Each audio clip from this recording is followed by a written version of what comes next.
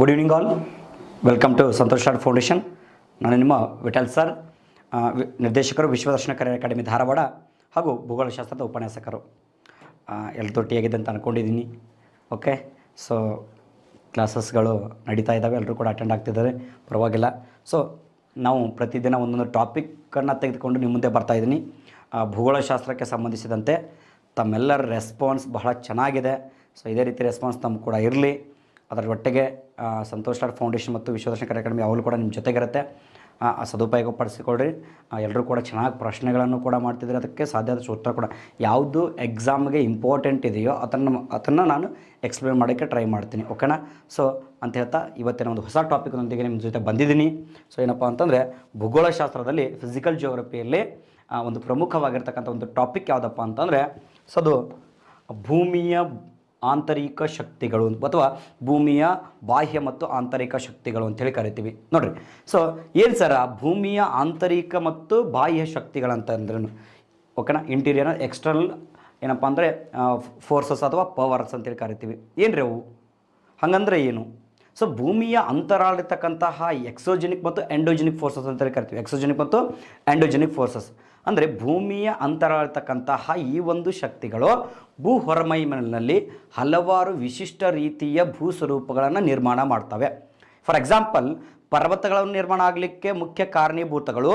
So ಅದೇ ರೀತಿ ಕಣಿವೆಗಳು, ಆಳವಾಗಿರ್ತಕ್ಕಂಥ ಕಣಿವೆಗಳೇನಿದಾವೋ, ಕಂದರಗಳಿದಾವೋ, ಆ ಕಂದರಗಳು ಕೂಡ ನಿರ್ಮಾಣ ಆಗಲಿಕ್ಕೆ ಮುಖ್ಯ ಕಾರಣೀಭೂತಗಳಾಗಿರ್ತವೆ. ಸೊ ಪ್ರಸ್ಥಭೂಮಿಗಳು ನಿರ್ಮಾಣ ಆಗಲಿಕ್ಕೆ ಮುಖ್ಯ ಕಾರಣೀಭೂತಗಳು ಅಂತೇಳಿ ಕರಿತೀವಿ ಈ ಭೂಮಿಯ ಆಂತರಿಕ ಶಕ್ತಿಗಳನ್ನು ಅಂತೇಳಿ ಕರಿತೀವಿ. ಸೊ ಎಂಡೋಜೆನಿಕ್ ಆ್ಯಂಡ್ ಎಕ್ಸೋಜೆನಿಕ್ ಫೋರ್ಸಸ್ ಅಂತೇಳಿ ಕರಿತೀವಿ. ಎಂಡೋಜೆನಿಕ್ ಆ್ಯಂಡ್ ಎಕ್ಸೋಜೆನಿಕ್ ಫೋರ್ಸಸ್ ಭೂಮಿಯ ಆಂತರಿಕ ಮತ್ತು ಬಾಹ್ಯ ಶಕ್ತಿಗಳು ಅಂತೇಳಿ ಕರಿತೀವಿ. ಅಂದರೆ ಭೂಮಿಯ ಅಂತರ ಅಂತಕ್ಕಂಥ ಇವು ಭೂ ಪ್ರದೇಶದ ಮೇಲ್ಭಾಗದ ಏನಿದೆ, ಸೊ ನಮಗೆ ಕ್ರಸ್ಟ್ ಭಾಗ ಏನಿದೆ, ಆ ಮೇಲ್ಭಾಗದಲ್ಲಿ ವಿಶಿಷ್ಟ ಮತ್ತು ವಿವಿಧ ರೀತಿಯ ಭೂ ಸ್ವರೂಪಗಳನ್ನು ನಿರ್ಮಾಣ ಮಾಡುತ್ತಾ. ಹೀಗಾಗಿ ಇವುಗಳನ್ನು ಶಕ್ತಿಗಳು ಅಥವಾ ಪವರ್ಸ್ ಅಂತೇಳಿ ಕರಿತೀವಿ ಅಂತಕ್ಕಂಥದ್ದು, ಅಥವಾ ಫೋರ್ಸಸ್ ಅಂತೇಳಿ ಕರಿತೀವಿ. ಇನ್ನು ಹಾಗಾದರೆ ಸರ್ ಯಾವುವು ಆಂತರಿಕ ಶಕ್ತಿಗಳು? ಹೌದಾ? ಸೊ ಯಾವ ಸರ್ ಭೂಮಿಯ ಆಂತರಿಕ ಮತ್ತು ಬಾಹ್ಯ ಶಕ್ತಿಗಳು ಅಂತ ನೋಡೋದಾದರೆ, ಪ್ರಮುಖವಾಗಿ ಎರಡು ಶಕ್ತಿಗಳು ಕಂಡು ಬರ್ತವೆ. ಒಂದು ಜ್ವಾಲಾಮುಖಿಗಳು ಅಂತೇಳಿ ಕರಿತೀವಿ, ವಾಲ್ಕೆನೋಸ್. ಏನ್ರಿ? ಜ್ವಾಲಾಮುಖಿಗಳು, ವಾಲ್ಕೆನೋಸ್ ಅಂತೇಳಿ ಕರಿತೀವಿ.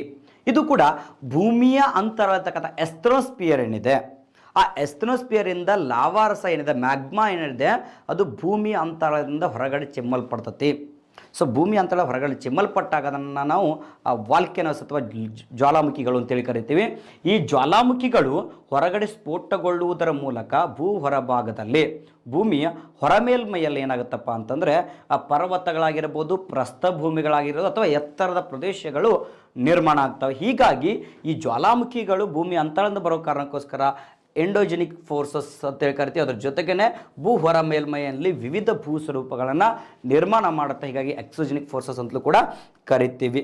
ನೆಕ್ಸ್ಟು ಅದರ ನಂತರ ಇನ್ನೊಂದು ಫೋರ್ಸಸ್ ಯಾವುದಪ್ಪ ಅಂತಂದರೆ ಭೂಕಂಪಗಳು, ಅರ್ತ್ ಕ್ವಿಕ್ಸ್ ಅಂತೇಳಿ ಕರಿತೀವಿ. ಭೂಕಂಪಗಳು ಅಥವಾ ಅರ್ತ್ ಕ್ವಿಕ್ ಅಂತೇಳಿ ಕರಿತೀವಿ. ಏನು sir? To shake, earthquake ಅಂದರೆ ಅಲುಗಾಡಿಸ್ತಕ್ಕಂಥದ್ದು, ಕಂಪನ ಆಗ್ತಕ್ಕಂಥದ್ದು.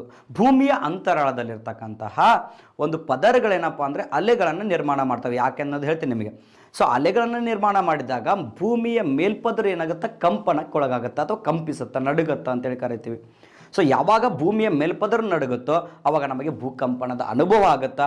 ಸೊ ಇದರಿಂದ ಏನಾಗುತ್ತಪ್ಪ ಅಂತಂದರೆ ಭೂಮಿಯ ಕುಸಿತಕ್ಕೊಳಪಡ್ತೈತಿ. ಅದೇ ರೀತಿ ಕಣಿವೆಗಳು ನಿರ್ಮಾಣ ಆಗ್ತವೆ, ಆಳವಾದ ಕಂದರಗಳು ನಿರ್ಮಾಣ ಆಗ್ತವೆ. ಹಾಗೆ ಈ ಒಂದು ಭೂಕಂಪ ಮತ್ತು ಜ್ವಾಲಾಮುಖಿಗಳ ಪರಿಣಾಮದಿಂದ ಭೂಮಿಯ ಮೇಲ್ಪದರದಲ್ಲಿ ವಿಶಿಷ್ಟ ರೀತಿಯ ಭೂ ಸ್ವರೂಪಗಳು ನಿರ್ಮಾಣ ಆಗ್ತವೆ. ಹೀಗಾಗಿ ಇವುಗಳನ್ನು ಭೂಮಿಯ ಆಂತರಿಕ ಮತ್ತು ಬಾಹ್ಯ ಶಕ್ತಿಗಳು ಅಂತೇಳಿ ಕರಿತೀವಿ. ಇದ್ರ ಜೊತೆಗೇ ಇನ್ನೊಂದು ಬರುತ್ತೆ, ಏನಪ್ಪ ಅಂತಂದರೆ ಅದನ್ನು ಸುನಾಮಿ ಅಂತೇಳಿ ಕರಿತೀವಿ. ಏನ್ರಿ? ಸುನಾಮಿ ಅಂತೇಳಿ ಕರಿತೀವಿ. ಈ ಸುನಾಮಿ ಅಂತಕ್ಕಂಥದ್ದು ಏನಪ್ಪ ಅಂತಂದರೆ ಜ್ವಾಲಾಮುಖಿಗಳು ಮತ್ತು ಭೂಕಂಪದ ಪರಿಣಾಮದಿಂದ ಉಂಟಾಗ್ತಕ್ಕಂಥದ್ದು. ಸುನಾಮಿಗಳು ಅಂತಕ್ಕಂಥದ್ದು ಭೂಕಂಪ ಮತ್ತು ಜ್ವಾಲಾಮುಖಿಗಳು, ಸಮುದ್ರ ತಳದಲ್ಲಿ ಉಂಟಾಗಿರ್ತಕ್ಕಂಥ ಭೂಕಂಪ ಮತ್ತು ಜ್ವಾಲಾಮುಖಿಗಳು ಯಾವುದಕ್ಕೆ ಕಾರಣೀಭೂತ ಆಗಿರ್ತವೆ ಅಂದರೆ ಸುನಾಮಿಗಳಿಗೆ ಕಾರಣೀಭೂತ ಆಗಿರ್ತವೆ. ಸೊ ಅದ್ರ ಬಗ್ಗೆ ಸಪ್ರೇಟಾಗಿ ಮಾತಾಡ್ತೇನೆ ನಾನು. ಹೌದಾ? ಸೊ ಹಾಗಾದರೆ ಒಂದೊಂದಾಗಿ ಈ ಒಂದು ಫೋರ್ಸಸ್ ಬಗ್ಗೆ ನೋಡ್ತಾ ಹೋಗೋಣ. ಏನು ಸರ್ ಹಾಗಾದರೆ? ಒಂದೇದು ವಾಲ್ಕೆನೋಸ್ ಅಂತೇಳಿ ಕರಿತೀವಿ, ಜ್ವಾಲಾಮುಖಿಗಳು. ವಾಲ್ಕೆನೋಸ್ ಅಥವಾ ಜ್ವಾಲಾಮುಖಿಗಳು ಅಂತೇಳಿ ಕರಿತೀವಿ. ಹೆಸರಲ್ಲೇ ಇದೆ ಜ್ವಾಲ. ಇಷ್ಟು ಮೀನ್ ಜ್ವಾಲೆ, ಬೆಂಕಿ ಅಂತೇಳಿ ಕರಿತೀವಿ. ಮುಖಿ ಅಂದರೆ ಭೂಮಿಯ ಹೊರಪದರದ ಮುಖದ ಮೂಲಕ ಏನಾಗೋದು ಭೂಮಿ ಅಂತ ಇರತಕ್ಕಂತಹ ಒಂದು ಲಾವಾರಸ ಹೊರಗಡೆ ಬರ್ತಕ್ಕಂಥ ಒಂದು ಪ್ರಕ್ರಿಯೆ ಹೆಸರಲ್ಲೇ ಇದೆ. ಸರ್, ಇದಕ್ಕೆ ವಾಲ್ಕೆನೋ ಅಂತಕ್ಕಂಥ ಹೆಸರು ಬರಲಿಕ್ಕೆ ಏನು ಕಾರಣಗಳಿದ್ದಾವೆ? ಹಂಗಾರೆ ವಾಲ್ಕೆನೋ ಅಂತಂದರೆ ಏನು? ಹೌದಾ, ಜ್ವಾಲಾಮುಖಿ ಅಂತಂದರೆ ಏನು? ಜ್ವಾಲಾಮುಖಿ ಅಂತಂದರೆ ಏನು? ಓಕೆ, ಜ್ವಾಲಾಮುಖಿ ಅಂತಂದ್ರೆ ಏನು, ಹಾಗೂ ವಾಲ್ಕೆನೋ ಅಂತಕ್ಕಂಥ ಪದ ಅಥವಾ ಹೆಸರು ಬರಲಿಕ್ಕೆ ಮುಖ್ಯ ಕಾರಣಗಳೇನು ಅಂತಕ್ಕಂಥದ್ದು ನೋಡೋದಾದರೆ, ಸೊ ಜ್ವಾಲಾಮುಖಿಗಳು ಅಂತಕ್ಕಂಥದ್ದು ನೋಡೋದಾದ್ರೆ ನಾವು ಮುಖ್ಯವಾಗಿ ಇಟಲಿ ಅಂತಕ್ಕಂಥ ಒಂದು ಪ್ರದೇಶ ಇದೆ. ಯಾವುದು? ಇಟಲಿ. ಮೆಡಿಟೇರಿಯನ್ ಸಮುದ್ರದಲ್ಲಿ ಕಂಡು ಬರ್ತಕ್ಕಂಥ ಒಂದು ಪ್ಲೇಸ್ ಇದೆ. ಈ ರೀತಿ ಇಟಲಿ ಅಂತಕ್ಕಂಥ ಪ್ಲೇಸ್ ಇದೆ. ಈ ಮೆಡಿಟೇರಿಯನ್ ಸಮುದ್ರದಲ್ಲಿ ಕಂಡು ಬರ್ತಕ್ಕಂಥ ಇಟಲಿ ಏನಿದೆ, ಇಟಲಿ ಪಕ್ಕ ಒಂದು ಸಣ್ಣದಾಗಿರ್ತಕ್ಕಂಥ ದ್ವೀಪ ಇದೆ. ಅದು ಲೇಪಾರಿ ದ್ವೀಪ ಅಂತೇಳಿ ಕರಿತೀವಿ. ಯಾವ ದ್ವೀಪ ರೀ? ಲಿಪಾರಿ ದ್ವೀಪ. ಅದೆಲ್ಲಿ ಕಂಡು ಬರುತ್ತಾ? ಮೆಡಿಟರೇನಿಯನ್ ಸಮುದ್ರದಲ್ಲಿ ಕಂಡು ಬರುತ್ತಾ. ಸೊ ಮೆಡಿಟರೇನಿಯನ್ ಸಮುದ್ರದಲ್ಲಿ ಕಂಡು ಬರ್ತಕ್ಕಂಥ ಒಂದು ದ್ವೀಪ ಯಾವುದು? ಆ ಲಿಪಾರಿ ದ್ವೀಪ ಅಂತೇಳಿ ಕರಿತೀವಿ. ಈ ಲಿಪಾರಿ ದ್ವೀಪದ ಒಂದು ದಕ್ಷಿಣದಲ್ಲಿ, ಅದರ ಕೆಳಭಾಗದಲ್ಲಿ ಈ ಒಂದು ರೋಮನ್ನರ ಒಂದು ಕಾಲದಲ್ಲಿ, ರೋಮನ್ನರ ಒಂದು ಪ್ರಾಚೀನ ಕಾಲದಲ್ಲಿ ಅವರ ನಂಬಿಕೆ ಇತ್ತು. ಅವರಿಗೆ ಏನು ನಂಬಿಕೆ ಇತ್ತು ಅಂತಂದರೆ, ಲಿಪಾರಿ ದ್ವೀಪದ ಕೆಳಭಾಗದಲ್ಲಿ, ಲಿಪಾರಿ ದ್ವೀಪದ ಕೆಳಭಾಗದಲ್ಲಿ ಏನಾಗುತ್ತೆ ಅಂತಂದರೆ, ಅವರ ನಂಬಿಕೆಯ ಪ್ರಕಾರ ವಲ್ಕನ್ ಅಂತಕ್ಕಂತಹ ಅಗ್ನಿ ದೇವತೆ. ಯಾರು? ವಲ್ಕನ್. ಈ ವಲ್ಕನ್ ಅಂತಕ್ಕಂತಹ ಅಗ್ನಿ ದೇವತೆ, ನೆನಪಿಟ್ಕೊಡ್ರಿ, ಯಾವ ದೇವತೆ? ಅಗ್ನಿ ದೇವತೆ. ಅವರ ನಂಬಿಕೆ ಅದು. ಈ ವಲ್ಕನ್ ಅಂತಕ್ಕಂಥ ಅಗ್ನಿ ದೇವತೆ ಏನು ಮಾಡ್ತಿರ್ತಾರೆ ಅಂದರೆ, ಲಿಪಾರಿ ದ್ವೀಪದ ಕೆಳಭಾಗದಲ್ಲಿ ಕುಲುಮೆ ಕಾಯಿಸ್ತಿರ್ತಾಳಂತೆ. ಯಾವಾಗ ಕುಲುಮೆ ಕಾಯಿಸ್ತಿರ್ತಾಳೋ, ಸೊ ಆವಾಗ ಶಿಲೆಗಳು ಕರಗಿ, ಆ ಕುಲುಮೆಯ ಶಾಖದಿಂದ ಶಿಲೆಗಳ ಕರಗಿ ಹೊರಗಡೆ ಬರ್ತಿದ್ದಾವೆ ಅನ್ನುವಂತಕ್ಕಂಥ ಒಂದು ನಂಬಿಕೆಯ ಆಧಾರದ ಮೇಲೆ ಈ ವಲ್ಕನ್ ಅಂತಕ್ಕಂಥ ಅಗ್ನಿ ದೇವತೆಯ ಹೆಸರಿನಿಂದ ವಾಲ್ಕೆನೋ ಅಂತಕ್ಕಂಥ ಪದ ಬಂತು ಅಂತ ಹೇಳ್ತಾರೆ. ಓಕೆ, ಸೊ ಮೆಡಿಟರೇನಿಯನ್ ಸಮುದ್ರದಲ್ಲಿ ಬರ್ತಕ್ಕಂಥ ಲಿಪಾರಿ ದ್ವೀಪ ಇದೆ, ಸಿಸಿಲಿ ದ್ವೀಪ ಅಂತಕ್ಕಂಥ ಪ್ಲೇಸ್ ಹತ್ರ. ಓಕೆ, ಆ ಲಿಪಾರಿ ದ್ವೀಪದ ದಕ್ಷಿಣದಲ್ಲಿ ಅಥವಾ ಕೆಳಭಾಗದಲ್ಲಿ ವಲ್ಕನ್ ಅಂತಕ್ಕಂತಹ ಒಬ್ಬ ರೋಮನರ ಅಗ್ನಿದೇವತೆ ಕುಲುಮೆ ಕಾಯಿಸ್ತಿರ್ತಾಳೆ. ಆ ಕುಲುಮೆ ಕಾಯಿಸುವ ಪರಿಣಾಮದಿಂದ ಶಿಲೆಗಳು ಕರಗಿ ಹೊರಭಾಗಕ್ಕೆ ಬರ್ತವೆ ಅಂತಕ್ಕಂಥ ನಂಬಿಕೆಯ ಆಧಾರದ ಮೇಲೆ ವಲ್ಕನ್ ಅಂತಕ್ಕಂಥ ಹೆಸರಿನಿಂದ ಈ ಒಂದು ವಾಲ್ಕೆನೋ ಅಂತಕ್ಕಂಥ ಹೆಸರು ಬಂತು ಅಂತ ಹೇಳ್ತಾರೆ. ಇನ್ನು ಕೆಲವೊಬ್ಬರು ಖಗೋಳಶಾಸ್ತ್ರ, ಭೂಗರ್ಭಶಾಸ್ತ್ರ ಏನು ಹೇಳ್ತಾರೆ ಅಂತಂದರೆ, ಇದೇ ಒಂದು ಮೆಡಿಟರೇನಿಯನ್ ಸಮುದ್ರದಲ್ಲಿ, ಇದೇ ಒಂದು ಮೆಡಿಟರೇನಿಯನ್ ಸಮುದ್ರದಲ್ಲಿ ಬರ್ತಕ್ಕಂತಹ, ಓಕೆ, ಸೊ ಮೆಡಿಟರೇನಿಯನ್ ಸಮುದ್ರದಲ್ಲಿ ಬರ್ತಕ್ಕಂತಹ ಲಿಪಾರಿ ದ್ವೀಪದ ಪಶ್ಚಿಮದಲ್ಲಿ ಬರ್ತಕ್ಕಂಥ, ಲಿಪಾರಿ ದ್ವೀಪದ ಪಶ್ಚಿಮದಲ್ಲಿ ಬರ್ತಕ್ಕಂತಹ ವಾಲ್ಕೆನೋ, ವಾಲ್ಕೆನೋ ಅಂತಕ್ಕಂಥ ಒಂದು ದ್ವೀಪದಲ್ಲಿ, ಓಕೆ, ಸೊ ಇನ್ನು ಕೆಲವೊಬ್ರು ಏನು ಹೇಳ್ತಾರೆ ಅಂತಂದರೆ, ಲಿಪಾರಿ ದ್ವೀಪದ ದಕ್ಷಿಣದಲ್ಲಿ ಬರ್ತಕ್ಕಂತಹ, ಸಾರಿ ಯಾವುದು, ಪಶ್ಚಿಮದಲ್ಲಿ ಬರ್ತಕ್ಕಂತಹ ವಾಲ್ಕೆನೋ ಅಂತಕ್ಕಂತಹ, ಯಾವುದ್ರಿ, ವಾಲ್ಕೆನೋ ಅಂತಕ್ಕಂತಹ ಒಂದು ದ್ವೀಪ ಇದೆ. ಆ ದ್ವೀಪದಲ್ಲಿ ಮೊದಲ ಬಾರಿಗೆ ಏನಾಯಿತು, ಜ್ವಾಲಾಮುಖಿ ಸ್ಫೋಟಗೊಳ್ತು. ಆ ಮೊದಲ ಬಾರಿಗೆ ಜ್ವಾಲಾಮುಖಿ ಸ್ಫೋಟಗೊಂಡ ಕಾರಣಕ್ಕೋಸ್ಕರ ಈ ವಾಲ್ಕೆನೋ ಅಂತಕ್ಕಂತಹ ಪದ ಬಂತು ಅಂತ ಹೇಳ್ತಾರೆ. ಸೊ ನೋಡಿರಿ, ಎರಡು ವಿಭಿನ್ನ ಏನಪ್ಪ ಅಂತಂದರೆ ಅಭಿಪ್ರಾಯಗಳಿದ್ದಾವೆ. ವಾಲ್ಕೆನೋ ಅಂತಕ್ಕಂತಹ ಅಗ್ನಿ ದೇವತೆ ಹೆಸರಿನಿಂದ ವಾಲ್ಕೆನೋ ಅಂತ ಬಂತಂತ ಕೆಲವೊಬ್ಬರು ಜನ ಹೇಳಿದರೆ, ಇಲ್ಲಿ ಕೆಲವೊಬ್ರು ಜನ ಹೇಳ್ತಾರೆ ಅಂತಂದರೆ, ಈ ವಾಲ್ಕೆನೋ ಅಂತಕ್ಕಂತಹ ದ್ವೀಪದಲ್ಲಿ ಮೊದಲ ಬಾರಿಗೆ ಈ ಜ್ವಾಲಾಮುಖಿ ಸ್ಫೋಟಗೊಳ್ಳುತ್ತಾ, ಹೀಗಾಗಿ ಈ ಒಂದು ಜ್ವಾಲಾಮುಖಿಗಳಿಗೆ ವಾಲ್ಕೆನೋ ಅಂತಕ್ಕಂಥ ಹೆಸರು ಬಂತು ಅಂತಕ್ಕಂಥ ಪ್ರತೀತಿ ಇದೆ. ಸೊ ಇವುಗಳನ್ನು ನೋಡಿದ್ರೆ, ಸರ್ ವಾಲ್ಕೆನೋ ಅಂತಂದರೆ ಏನು? ಹೌದಾ? ಸೊ ಹಾಗಾದ್ರೆ ಜ್ವಾಲಾಮುಖಿಗಳು ಅಂತಂದರೆ ಏನು ಅಂತಕ್ಕಂಥದ್ದು ನೀವು ಪ್ರಶ್ನೆ ಮೂಡ್ಬೋದು. ಹೌದು, ಸೊ ಭೂಮಿಯ ಅಂತರಾಳದಿಂದ, ಅಂದರೆ ಭೂಮಿಯ ಅಂತರಾಳದಲ್ಲಿ ಏನಿದೆ, ಎಸ್ತನೋಸ್ಪಿಯರ್ ಇದೆ. ಹೌದಾ? ಭೂಮಿಯ ಆಂತರಿಕ ರಚನೆಯ ಬಗ್ಗೆ ಹೇಳ್ಬೇಕಾದ್ರೆ ಹೇಳಿದ್ದೆ ನಿಮಗೆ ಎಸ್ತನೋಸ್ಪಿಯರ್ ಬಗ್ಗೆ. ಸೊ ಭೂಮಿಯ ಅಂತರಾಳದಲ್ಲಿರ್ತಕ್ಕಂಥ ಎಸ್ತನೋಸ್ಪಿಯರ್ ಏನಿದೆ, ಈ ಎಸ್ತನೋಸ್ಪಿಯರ್ದಲ್ಲಿರ್ತಕ್ಕಂತಹ ಮ್ಯಾಗ್ಮಾ, ದ್ರವ ರೂಪದಲ್ಲಿರ್ತಕ್ಕಂತಹ ಒಂದು ಲಾವಾರಸ ಅಥವಾ ಶಿಲೆಗಳು, ಆ ಮ್ಯಾಗ್ಮಾ ಏನಾಗುತ್ತಪ್ಪ ಅಂತಂದರೆ ಭೂಮಿಯ ಪದರುಗಳ ಬಿರುಕುಗಳ ಮೂಲಕ, ಭೂಮಿಯ ಪದರುಗಳ ಬಿರುಕುಗಳ ಮೂಲಕ, ಭೂಮಿಯ ಪದರುಗಳ ಬಿರುಕುಗಳ ಮೂಲಕ ಬೂದಿ,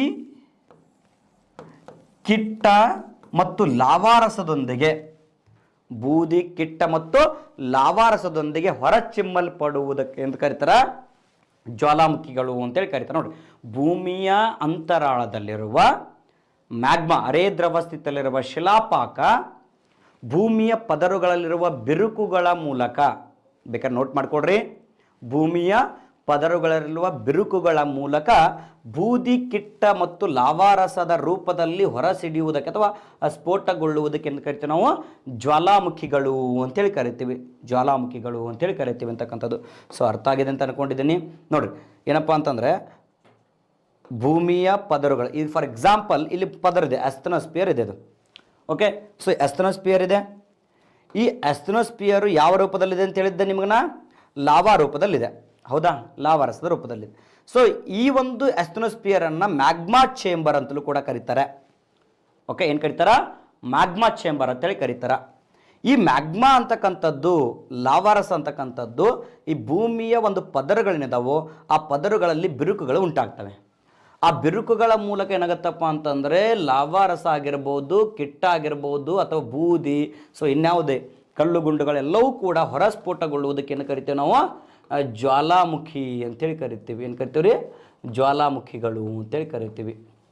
ಅರ್ಥ ಆಗಿದೆ ಅಂತ ಅಂದ್ಕೊಂಡಿದ್ದೀನಿ. ಈ ಒಂದು ಚಿತ್ರವನ್ನು ನೋಡಿದಾಗ ನೀವು ಗಮನಿಸಬಹುದು, ಹೌದಾ? ಸೊ ಭೂಮಿಯ ಅಂತರತಕ್ಕ ಲಾವಾರಸ ಹೊರಗಡೆ ಚೆಮ್ಮಲಪಡುವುದಕ್ಕೆ ಅಂತ ಕರಿತೀವಿ ನಾವು ಜ್ವಾಲಾಮುಖಿಗಳು ಅಂತೇಳಿ ಕರಿತೀವಿ. ಓಕೆ, ಸೊ ಹಾಗಾದರೆ ಸರ್ ಜ್ವಾಲಾಮುಖಿಗಳು ಉಂಟಾಗಲಿಕ್ಕೆ, ಓಕೆ, ಜ್ವಾಲಾಮುಖಿಗಳು ಉಂಟಾಗಲಿಕ್ಕೆ ಮುಖ್ಯ ಕಾರಣ ಏನು? ಹೌದಾ? ಜ್ವಾಲಾಮುಖಿಗಳು ಉಂಟಾಗಲಿಕ್ಕೆ ಮುಖ್ಯ ಕಾರಣ ಏನು? ಯಾಕೆ ಜ್ವಾಲಾಮುಖಿಗಳು ಸಂಭವಿಸ್ತವೆ? ಹಲವಾರು ಪ್ರಶ್ನೆಗಳನ್ನು ಕೇಳಿದಾನೆ. ಇಲ್ಲಿ ಅಪ್ಲೈಡ್ ಕೇಳ್ತಕ್ಕಂತಹ ಒಂದು ಏನಪ್ಪ ಅಂತಂದರೆ ಜಾಸ್ತಿ ಟೈಮ್ ಅಂತ ಹೇಳೋದು ಅಂದರೆ ಅತಿ ಹೆಚ್ಚಿನ ಬಾರಿ ಅಪ್ಲಿಕೇಶನ್ ಬೇಸ್ಡ್ ಪ್ರಶ್ನೆಯನ್ನು ಕೇಳಿದ್ದಾನೆ. ಜ್ವಾಲಾಮುಖಿಗಳು ಸ್ಫೋಟಗೊಳ್ಳಲಿಕ್ಕೆ ಮುಖ್ಯ ಕಾರಣ ಏನಪ್ಪ ಅಂತಂದರೆ ಅದು ಪ್ಲೇಟ್ ಟೆಕ್ಟಾನಿಕ್ಸ್ ಮೂಮೆಂಟ್ ಅಂತೇಳಿ ಕರಿತೀವಿ, ಅಥವಾ ಟೆಕ್ಟಾನಿಕ್ಸ್ ಪ್ಲೇಟ್ ಮೂಮೆಂಟ್ ಅಂತೇಳಿ ಕರೀತಾರೆ. ಅಂದರೆ ಭೂಫಲಕಗಳ ಚಲನೆ ಅಂತಕ್ಕಂಥದ್ದು. ಯಾವುದ್ರಿ? ಭೂಫಲಕಗಳ ಚಲನೆ, ಪ್ಲೇಟ್ ಟೆಕ್ಟಾನಿಕ್ಸ್ ಮೂಮೆಂಟ್ ಅಥವಾ ಟೆಕ್ಟಾನಿಕ್ ಪ್ಲೇಟ್ ಮೂಮೆಂಟ್ ಅಂತೇಳಿ ಕರಿತೀವಿ. ಅಂದರೆ ಭೂಫಲಕಗಳೇನಿದಾವೋ ಚಲಿಸ್ತಾ ಇದ್ದಾವೆ. ಆ ಚಲಿಸುವುದರ ಪರಿಣಾಮದಿಂದ ಜ್ವಾಲಾಮುಖಿಗಳು ಸ್ಫೋಟಗೊಳ್ತವೆ, ಹೌದಾ? ಸೊ ಏನು ಸರ್ ಹಂಗಾದ್ರೆ ಯಾವ ರೀತಿ ಚಲಿಸ್ತವೆ ಭೂಫಲಕಗಳು, ಯಾವ ರೀತಿ ಜ್ವಾಲಾಮುಖಿಗಳು ಸ್ಫೋಟಗೊಳ್ತವೆ? ನಾವು ನೋಡೋದಾದರೆ ಈ ವಾಲ್ಕೆನೋಗಳು ಏನಪ್ಪ ಅಂದರೆ ಸ್ಫೋಟಗೊಳ್ಬೇಕಂತಂದರೆ ಭೂಮಿ 3 ರೀತಿಯ ಚಲನೆಯನ್ನು ಹೊಂದಿದೆ. ಅಂದರೆ ಭೂಫಲಕಗಳು 3 ರೀತಿಯಾಗಿ ಚಲಿಸ್ತವೆ. ಯಾವ್ಯಾವುದ್ರಿ? ಒಂದು ಡೈವರ್ಜೆಂಟ್ ಪ್ಲೇಟ್ ಮೂಮೆಂಟ್ ಅಂತೇಳಿ ಕರಿತೀವಿ, ಡೈವರ್ಜೆಂಟ್ ಪ್ಲೇಟ್ ಮೂಮೆಂಟ್. ಇನ್ನೊಂದು ಕನ್ವರ್ಜೆಂಟ್ ಪ್ಲೇಟ್ ಮೂಮೆಂಟ್ ಅಂತೇಳಿ ಕರಿತೀವಿ. ಇದು ಒಮ್ಮುಖ ಚಲನೆ ಮತ್ತು ವಿಮುಖ ಚಲನೆ ಅಂತೇಳಿ ಕರಿತೀವಿ. ಒಮ್ಮುಖ ಚಲನೆ ಮತ್ತು ವಿಮುಖ ಚಲನೆ ಅಂತೇಳಿ ಕರಿತೀವಿ. ಡೈವರ್ಜೆಂಟ್ ಮೂಮೆಂಟ್ ಅಂದರೆ ವಿಮುಖ ಚಲನೆ, ಓಕೆ, ವಿಮುಖ ಚಲನೆ. ಕನ್ವರ್ಜೆಂಟ್ ಮೂಮೆಂಟ್ ಅಂದರೆ ಒಮ್ಮುಖ ಚಲನೆ ಅಂತೇಳಿ ಕರಿತೀವಿ. ಸಾಧ್ಯ ಆದಷ್ಟು ಇಂಗ್ಲೀಷ್ ವರ್ಡಲ್ಲಿ ನೆನಪಿಡೋಕೆ ಟ್ರೈ ಮಾಡಿರಿ. ಓಕೆ, ಸೊ ಮೂರನೇದಪ್ಪ ಅಂದರೆ ಟ್ರಾನ್ಸ್ಫಾರ್ಮರ್ ಅಂತೇಳಿ ಕರಿತೀವಿ, ಅಥವಾ ಟ್ರಾನ್ಸ್ಫಾರ್ಮಿಂಗ್ ಅಂತೇಳಿ ಕರಿತೀವಿ. ಅಂದರೆ ಒಂದನ್ನೊಂದು ಉಜ್ಜುತ್ತಾ ಏನಪ್ಪ ಅಂತಂದರೆ ಒಂದಕ್ಕೊಂದು ಟ್ರಾನ್ಸ್ಫಾರ್ಮ್ ಆಗತಕ್ಕಂಥದ್ದು. ಸೊ ಇದನ್ನು 3 ರೀತಿಯಾಗಿರ್ತಕ್ಕಂಥ ಚಲನೆಯನ್ನು ಕಾಣ್ತೀವಿ. ಸರ್ ಅದು ಒಂದನೇದಾಗಿ ನೋಡಿದ್ರೆ ನಾವು ಕನ್ವರ್ಜೆನ್ಸ್ ಮೂಮೆಂಟ್ ಅಂದರೆ ಏನು? ಕನ್ವರ್ಜೆನ್ಸ್ ಮೂಮೆಂಟ್ ಅಂದರೆ 2 ಭೂಫಲಕಗಳು ಒಂದನ್ನೊಂದು ಸಂಧಿಸ್ತವೆ, ಕೂಡುವುದು, ಕನ್ವರ್ಜೆಂಟ್ ಆಗುವುದು. ಓಕೆ, ಸೊ ಅಂದರೆ 2 ಭೂಫಲಕಗಳು ಒಂದನ್ನೊಂದು ಸಂಧಿಸುವಾಗ, ಫಾರ್ ಎಕ್ಸಾಂಪಲ್ ಈ ಕಡೆಯಿಂದ ಬರ್ತಕ್ಕಂಥ ಭೂಫಲಕ, ಓಕೆ, ಸೊ ಇಲ್ಲಿ ಸಾಗರ ತಳದಾಗಿರ್ಬೋದು ಅಥವಾ ಭೂಮಿಯ ಭೂಫಲಕಗಳಾಗಿರ್ಬೋದು, ಇವೆರಡೂ ಭೂಫಲಕಗಳೇನಕ್ಕವೆ ಒಂದನ್ನೊಂದು ಕೂಡ್ತಾ ಬರ್ತವೆ, ಸಂಧಿಸ್ತಾ ಬರ್ತವೆ. ಇದರ ಕನ್ವರ್ಜೆಂಟ್ ಮೂಮೆಂಟ್ ಅಂತೇಳಿ ಕರಿತೀವಿ.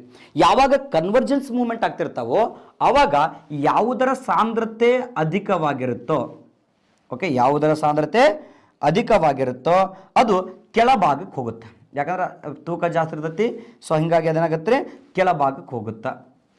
ಓಕೆ, ಇಫ್ ಸಪೋಸ್ ಏನಾದರೂ ಯಾವುದರ ಸಾಂದ್ರತೆ ಕಡಿಮೆ ಇರ್ತೈತೋ ಅದೇನಾಗುತ್ತಾ ಮೇಲ್ಭಾಗದಲ್ಲಿ ತೇಲ್ತಾ ಇರ್ತೈತಿ. ಓಕೆ, ಸೊ ಒಂದು ಭೂಫಲಕದ ಸಾಂದ್ರತೆ ಜಾಸ್ತಿ ಇರ್ತಾರೆ ಕೆಳಭಾಗಕ್ಕೆ ಹೋಗುತ್ತಾ, ಇದರ ಸಾಂದ್ರತೆ ಜಾಸ್ತಿ ಕಡಿಮೆ ಇರ್ತಾರೆ ಮೇಲ್ಭಾಗ ಹೋಗುತ್ತಾ. ಆವಾಗ ಎರಡರ ಮಧ್ಯೆ ಏನಾಗತ್ತಪ್ಪ ಅಂತಂದರೆ ಘರ್ಷಣೆ ಉಂಟಾಗತ್ತಾ. ಎರಡರ ಮಧ್ಯೆ ಏನಾಗತ್ತಾ? ಘರ್ಷಣೆ ಉಂಟಾಗತ್ತಾ. ಈ ಘರ್ಷಣೆ ಆಗ್ತಕ್ಕಂಥ ಪ್ರದೇಶವನ್ನು ಅಂತ ಕರಿತೀವಿ ನಾವು ಸಬ್ಡಿಕ್ಷನ್ ಝೋನ್ ಅಂತ ಹೇಳಿ ಕರಿತೀವಿ. ದ್ರವೀಕರಣ ವಲಯ ಅಥವಾ ಸಬ್ಡಿಕ್ಷನ್ ಝೋನ್ ಅಂತೇಳಿ ಕರಿತೀವಿ. ನೋಡ್ರಿ, 2 ಭೂಫಲಕಗಳು ಕನ್ವರ್ಜೆಂಟ್ ಮೂಮೆಂಟ್ ಆಗಬೇಕಾದ್ರೆ ಅಧಿಕ ಸಾಂದ್ರತೆಯ ಭೂಫಲಕ ಕೆಳಗಡೆ ಹೋಗುತ್ತಾ, ಕಡಿಮೆ ಸಾಂದ್ರತೆಯ ಭೂಫಲಕ ಅದರ ಮೇಲ್ಭಾಗಕ್ಕೆ ಹೋಗುತ್ತಾ. ಆವಾಗ 2 ಭೂಫಲಕಗಳ ಮಧ್ಯೆ ಒಂದು ಘರ್ಷಣೆ ಉಂಟಾಗುತ್ತಾ, ಉಜ್ಜುವಿಕೆ ಉಂಟಾಗುತ್ತಾ. ಸೊ ಆ ಒಂದು ಪ್ರದೇಶವನ್ನು 2 ಕೂಡುವ ಪ್ರದೇಶವನ್ನು ನಾವು ಸಬ್ಡಿಕ್ಷನ್ ಝೋನ್ ಅಥವಾ ದ್ರವೀಕರಣ ಅಂತ ಕರಿತೀವಿ.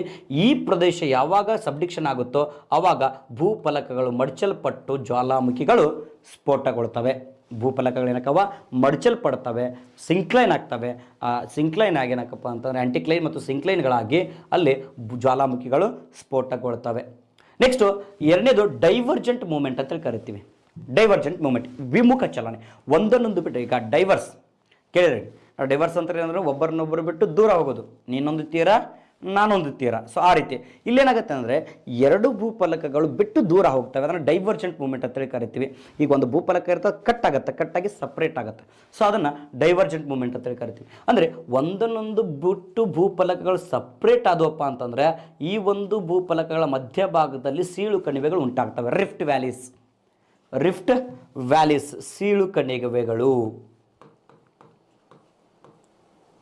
ರಿಫ್ಟ್ ವ್ಯಾಲಿ ಸೀಳು ಕಣಿವೆಗಳು ಅಂತೇಳಿ ಕರಿತೀವಿ.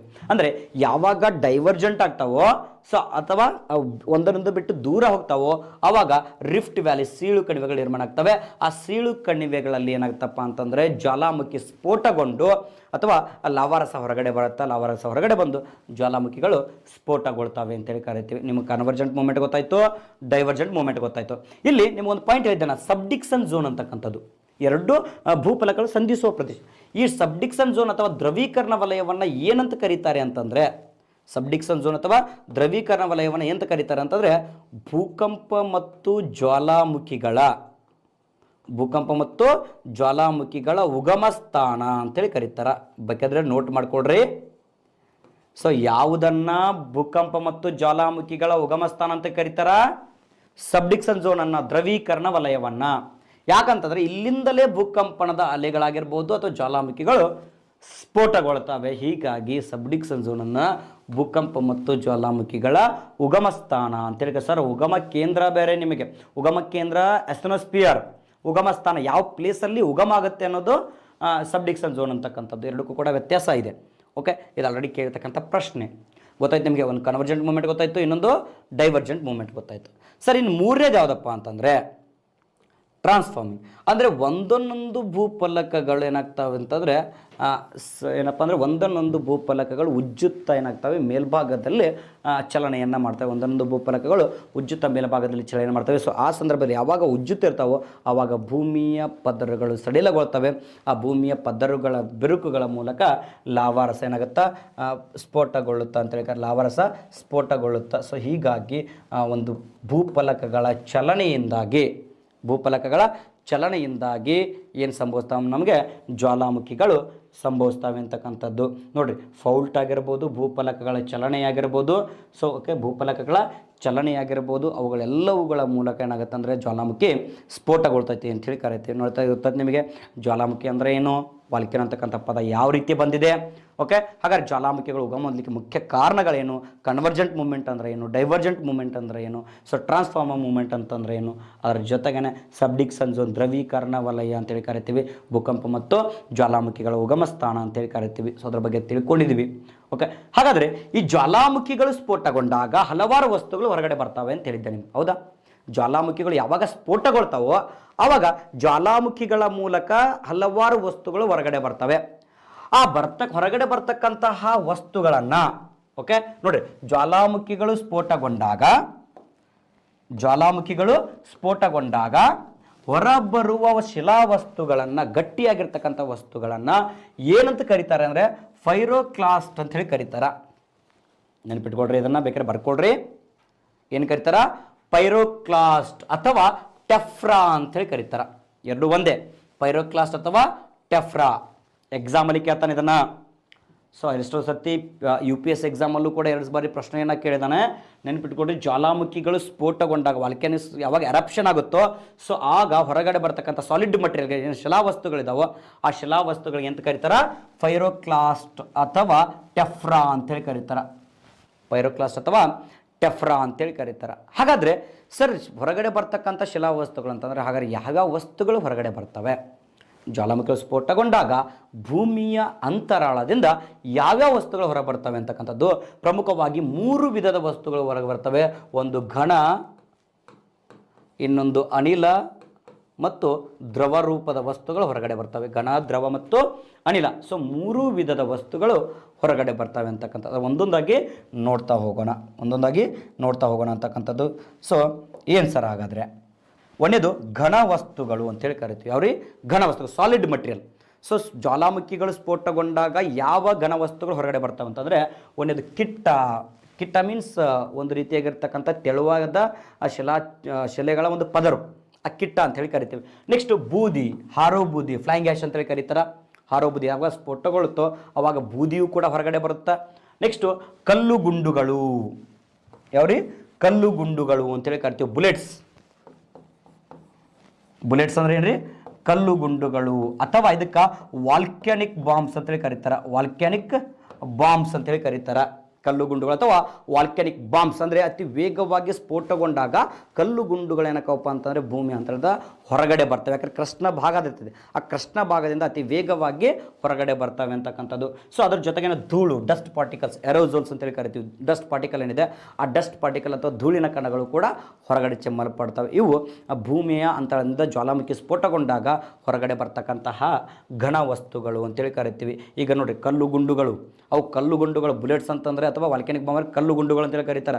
ನಮ್ಮ ಕೈಯಾಗ ಸಿಕ್ಕಾದ ಗುಂಡುಕಲ್ಲುಗಳಾಗೈತೆ, ಅದರ ನಿಜವಾದ ಅರ್ಥ ಕಲ್ಲು ಗುಂಡುಗಳು ಆಯ್ತಾನೆ. ನಮ್ಮ ಆಡೋ ಭಾಷೆದಾಗ ಏನು ಕರಿತೀವಿ ನಾವು?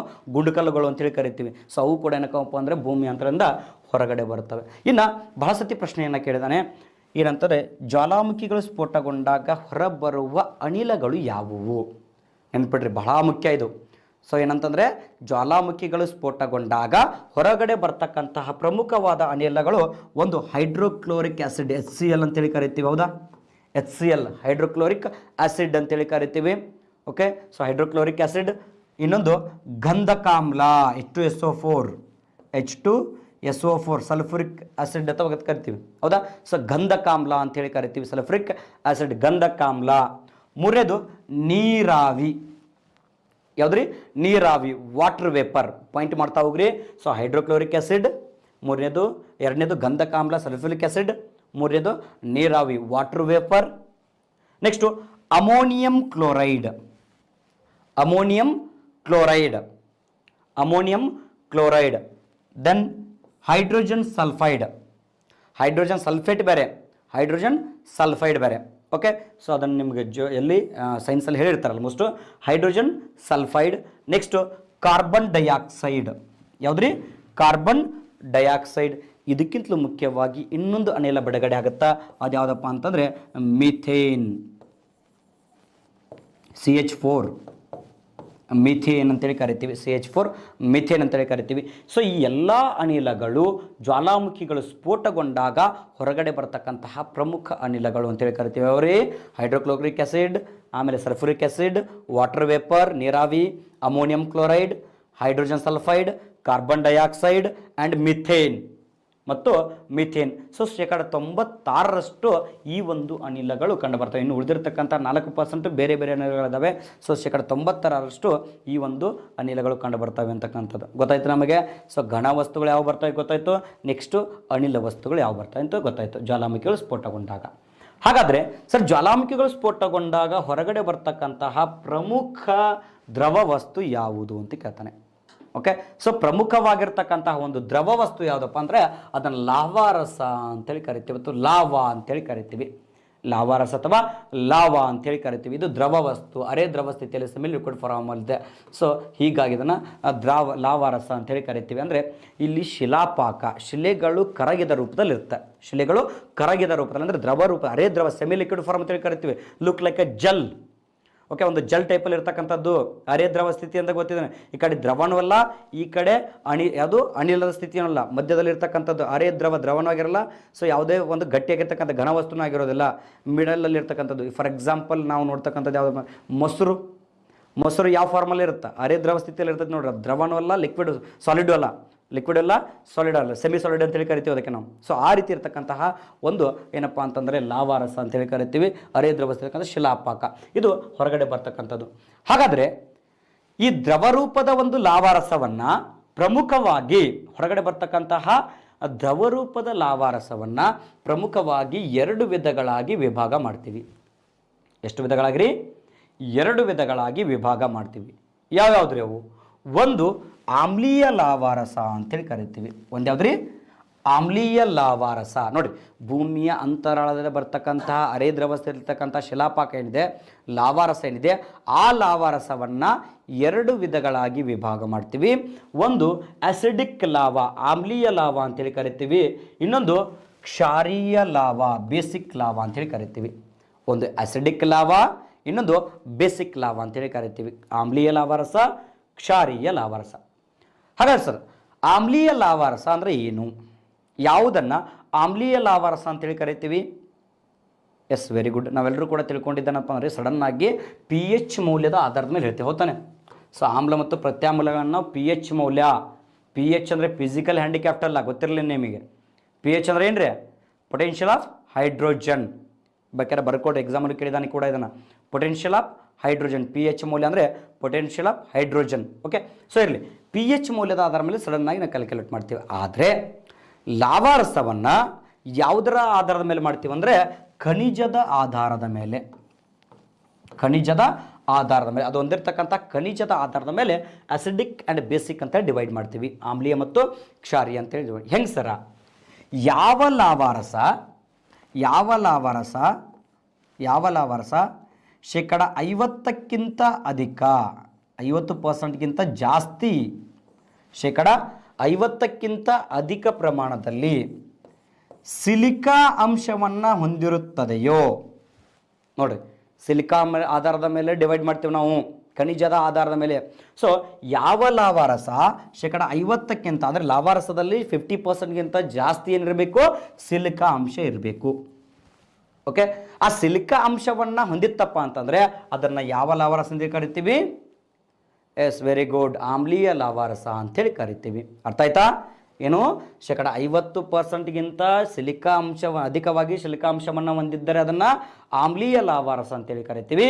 ಈ ಆಮ್ಲೀಯ ಲಾವಾರಸದ ಪಿ ಎಚ್ ಮೌಲ್ಯ ಏನಿರುತ್ತ? ಲೆಸ್ ದನ್ 7, 7ಕ್ಕಿಂತ ಕಡಿಮೆ ಇರ್ತೈತಿ. ಸೊ ನೆನ್ಪಿಟ್ಕೊಡ್ರಿ. ಓಕೆ, ಸೊ ಇಲ್ಲಿ ಒಂದು ಪ್ರಶ್ನೆ ಕೇಳ್ತಾನೆ, ಆಮ್ಲೀಯ ಲಾವಾರಸ ಅಂತಂದ್ರೆ ಏನು? ಯಾವ ಲಾವಾರಸದಲ್ಲಿ 50%ಗಿಂತ ಜಾಸ್ತಿ ಸಿಲಿಕಾ ಅಂಶ ಇದ್ದರೆ ಅದನ್ನೆಂತ ಕರಿತೀವಿ? ಆಮ್ಲೀಯ ಲಾವಾರಸ ಅಂತೇಳಿ ಕರಿತೀವಿ. ಇದರ ಪಿ ಎಚ್ ಮೌಲ್ಯ, ಸೊ ಇದರ ಪಿ ಎಚ್ ಮೌಲ್ಯ ಎಷ್ಟಿರುತ್ತಾ? 7ಕ್ಕಿಂತ ಕಡಿಮೆ ಇರ್ತೈತಿ, ಲೆಸ್ ದನ್ 7 ಆಗಿರ್ತೈತಿ. ಹೌದಾ? ಸೊ 7ಕ್ಕಿಂತ ಕಡಿಮೆ ಇತ್ತಪ್ಪ ಅಂತಂದರೆ ಇದು ಯಾವ ರೀತಿ ಲಾವಾರಸ ಫ್ಲೋ ಆಗುತ್ತಂತಂದ್ರೆ ಗಟ್ಟಿಯಾಗಿ, ಗಂಟಾಗಿ ಫ್ಲೋ ಆಗುತ್ತೆ. ಯಾವ ರೀತಿ ಲಾವಾರಸ ಫ್ಲೋ ಆಗುತ್ತಾ? ಗಂಟಾಗಿ ನಿಧಾನವಾಗಿ ಮೂವ್ ಆಗುತ್ತೆ. ಯಾಕಂದರೆ ಇದರ ಒಂದು ಸ್ನಿಗ್ಧತೆ, ವೆಸ್ಕಾಸಿಟಿ ಜಾಸ್ತಿ ಇರ್ತೈತಿ. ಯಾವುದರ ವೆಸ್ಕಾಸಿಟಿ ಜಾಸ್ತಿ ಇರುತ್ತಾ? ಆಮ್ಲೀಯ ಲಾವಾರಸದ ವೆಸ್ಕಾಸಿಟಿ ಜಾಸ್ತಿ. ನೋಡಿ, ಅಪ್ಲಿಕೇಶನ್ ಬೇಸ್ ಮೇಲೆ ಕೇಳ್ತಕ್ಕಂಥ ಪ್ರಶ್ನೆ ಇದು. ನಾವು ನೇರವಾಗಿ ಏನು ಮಾಡ್ತೀವಿ?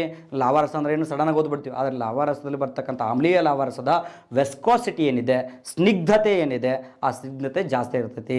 ಸೊ ಅಂಟುಕೊಳ್ತಕ್ಕಂಥ ಒಂದು ಪ್ರಮಾಣ. ಓಕೆ, ಹೀಗಾಗಿ ಅದು ಗಂಟಾಗಿ ನಿಧಾನವಾಗಿ ಫ್ಲೋ ಆಗುತ್ತೆ, ಅಂತೇಳಿ ಕರಿತೀವಿ. ಇನ್ನು ಸೊ ಅರ್ಥ ಆಗಿದೆ ಅಂತ ಅನ್ಕೊಂಡಿದ್ದೀನಿ. ಶೇಕಡ 50ಕ್ಕಿಂತ ಅಧಿಕ ಪ್ರಮಾಣದಲ್ಲಿ ಸಿಲಿಕಾ ಅಂಶ ಇದ್ದರೆ ಅದನ್ನು ಅಸಿಡಿಕ್ ಲಾವಾ ಅಥವಾ ಆಮ್ಲೀಯ ಲಾವಾ ಅಂತೇಳಿ ಕರಿತೀವಿ. ಅದರ ಪಿ ಎಚ್ ಮೌಲ್ಯ 7ಕ್ಕಿಂತ ಕಡಿಮೆ ಇರುತ್ತಾ. ಸೊ ಇದು ಏನಪ್ಪ ಅಂತಂದರೆ ಸ್ನಿಗ್ಧತೆ, ವೆಸ್ಕಾಸಿಟಿ ಜಾಸ್ತಿ ಇದ್ದು ಗಂಟಾಗಿ ನಿಧಾನವಾಗಿ ಮೂವ್ ಆಗುತ್ತೆ. ಇದನ್ನು ಆಮ್ಲೀಯ ಲಾವಾರಸ ಅಂತೇಳಿ ಕರಿತೀವಿ. ಹೌದಾ? ಇನ್ನು ಕ್ಷಾರೀಯ ಲಾವಾರಸ ಅಂತಂದರೆ ಏನು ಸರ್? ಕ್ಷಾರೀಯ ಲಾವಾರಸ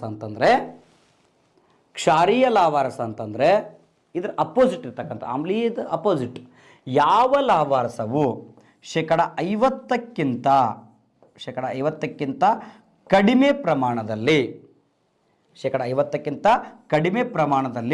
ಸಿಲಿಕಾ ಅಂಶವನ್ನು ಹೊಂದಿರುತ್ತದೆಯೋ, ನೋಡಿ, ಯಾವ ಲಾವಾರಸ ಶೇಕಡ 50ಕ್ಕಿಂತ ಕಡಿಮೆ ಪ್ರಮಾಣದಲ್ಲಿ ಸಿಲಿಕಾ ಅಂಶವನ್ನು ಹೊಂದಿರುತ್ತದೆಯೋ ಆ ಲಾವಾರಸವನ್ನು ನಾವು ಬೇಸಿಕ್ ಲಾವಾ ಅಥವಾ ಪ್ರತ್ಯಾಮ್ಲೀಯ ಅಥವಾ ಕ್ಷಾರೀಯ, ಎರಡೂ ಹೆಸರು ಒಂದೇ. ಕ್ಷಾರೀಯ ಅಂದ್ರೂ ಒಂದೇ, ಮತ್ತು ಭಾಳ ಜನ ಕನ್ಫ್ಯೂಷನ್ ಆಗಬೇಡ್ರಿ. ಪ್ರತ್ಯಾಮ್ಲೀಯ ಅಂದ್ರೂ ಒಂದೇ, ಕ್ಷಾರೀಯ ಅಂದ್ರೂ ಒಂದೇ. ಓಕೆ, ಸೊ ಪ್ರತ್ಯಾಮ್ಲೀಯ ಅಥವಾ ಕ್ಷಾರೀಯ ಲಾವಾರಸ ಅಂತೇಳಿ ಕರಿತೀವಿ. ಸೊ ಹಾಗಾದರೆ ಇದರ ಪಿ ಎಚ್ ಮೌಲ್ಯ ಎಷ್ಟಿರುತ್ತಾ ಅಂತಂದರೆ ಮೋರ್ ದನ್ 7, 7ಕ್ಕಿಂತ ಅಧಿಕವಾಗಿರುತ್ತಾ. ಸೊ ಇದರ ಪಿ ಎಚ್ ಮೌಲ್ಯ ಎಷ್ಟಿರ್ತೈತೆ ರೀ? 7ಕ್ಕಿಂತ ಜಾಸ್ತಿ ಇರ್ತೈತಿ. ಓಕೆ, ಪಿ ಎಚ್ ಅಂದರೆ ಪೊಟೆನ್ಷಿಯಲ್ ಆಫ್ ಹೈಡ್ರೋಜನ್. ಓಕೆ, ಇಲ್ಲಿ 50%ಗಿಂತ ಜಾಸ್ತಿ ಸಿಲಿಕಾನ್ ಇದ್ದರೆ ಆಮ್ಲೀಯ ಲಾವಾರಸ, 50%ಗಿಂತ ಕಡಿಮೆ ಸಿಲಿಕಾನ್ ಇದ್ದರೆ ಅದನ್ನು ಕ್ಷಾರೀಯ ಅಥವಾ ಪ್ರತ್ಯಾಮ್ಲೀಯ ಲಾವಾರಸ ಅಂತೇಳಿ ಕರಿತೀವಿ. ಇದರ pH ಮೌಲ್ಯ 7ಕ್ಕಿಂತ ಅಧಿಕವಾಗಿರುತ್ತೆ. ಸೊ ಯಾವಾಗ ಇದರ ಒಂದು ಏನಪ್ಪ ಸಿಲಿಕಾಂಶ ಕಡಿಮೆ ಇರ್ತೈತೋ ಹೀಗಾಗಿ ಇದರ ವೆಸ್ಕಾಸಿಟಿ ಸ್ನಿಗ್ಧತೆಯು ಕೂಡ ಕಡಿಮೆ ಇರ್ತೈತಿ. ಏನು ಕಡಿಮೆ ಇರ್ತೈತಿ ರೀ?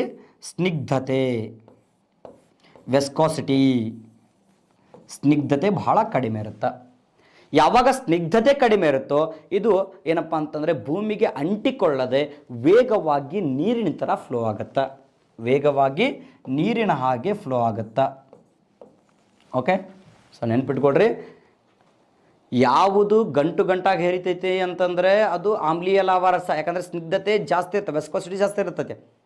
ಅದೇ ರೀತಿ ಯಾವುದರ ಸ್ನಿಗ್ಧತೆ ಕಡಿಮೆ ಇರ್ತೈತಿ? ಕ್ಷಾರೀಯ ಲಾವಾರಸದ ಸ್ನಿಗ್ಧತೆ ಕಡಿಮೆ ಇರುತ್ತೆ, ವೆಸ್ಕೋಸಿಟಿ ಕಡಿಮೆ ಇದ್ದು ನೀರಿನ ಥರ ಫ್ಲೋ ಆಗುತ್ತಾ, ನೀರಿನ ಥರ ಫ್ಲೋ ಆಕೈತಿ ಅಂತೇಳಿ ಕರಿತೀವಿ.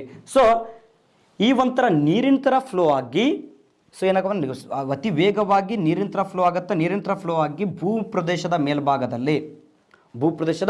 ಮೇಲ್ಭಾಗದಲ್ಲಿ ಒಂದು ಸ್ಮೂತ್ ಆಗಿರ್ತಕ್ಕಂತಹ, ಭಾಳ ಸ್ಮೂತ್ ಇದೆ, ಓಕೆ, ಕಂಪ್ಲೀಟ್ ಸ್ಮೂತ್ ಆಗಿರ್ತಕ್ಕಂಥ, ಫ್ಲಾಟ್ ಆಗಿರ್ತಕ್ಕಂತಹ, ಓಕೆ, ಸಮತಟ್ಟಾದ ಒಂದು ಶಿಲೆ ನಿರ್ಮಾಣ ಆಗುತ್ತಾ.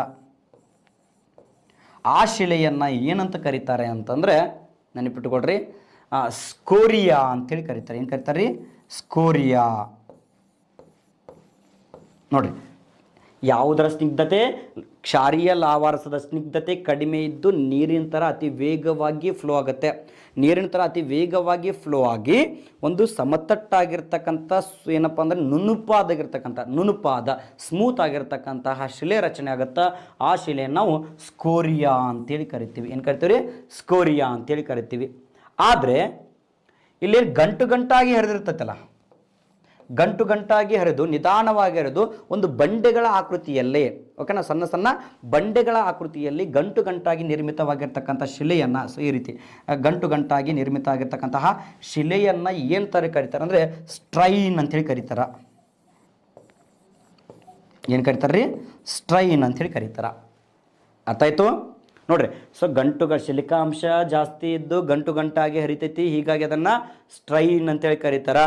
ಅದೇ ರೀತಿ ಅದು ವೇಗವಾಗಿ ಮೂವ್ ಆಗಿ, ಸ್ನಿಗ್ಧತೆ ಕಡಿಮೆ ಇದ್ದು ವೇಗವಾಗಿ ಮೂವ್ ಆಗಿ ಫ್ಲಾಟ್ ಆಗಿರ್ತಕ್ಕಂಥ ಮತ್ತು ಸ್ಮೂತ್ ಆಗಿರ್ತಕ್ಕಂಥ ಶಿಲೆ ನಿರ್ಮಾಣ ಆಗುತ್ತಾ, ಅದನ್ನು ನಾವು ಸ್ಕೋರಿಯಾ ಅಂತೇಳಿ ಕರಿತೀವಿ.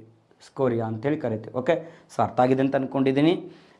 ನೋಡ್ರಿ, ಜ್ವಾಲಾಮುಖಿಗಳು ಸ್ಫೋಟಗೊಂಡಾಗ 3 ವಿಧದ ವಸ್ತುಗಳು ಹೊರಗಡೆ ಬರ್ತವೆ. ಒಂದು ಘನ ವಸ್ತುಗಳು, ದ್ರವ ವಸ್ತುಗಳು ಮತ್ತು ಅನಿಲ ವಸ್ತುಗಳು ಅಂತೇಳಿ ಕರಿತೀವಿ. ಘನದಲ್ಲಿ ಯಾವ ವಸ್ತುಗಳು ಬರ್ತಾ ಗೊತ್ತಾಗಿದ್ದಾವೆ, ಅನಿಲಗಳಲ್ಲಿ ಯಾವ್ಯಾವ ಅನಿಲಗಳು ಹೊರಗಡೆ ಬರ್ತವೆ ಅಂತ ಗೊತ್ತಾಗಿದೆ.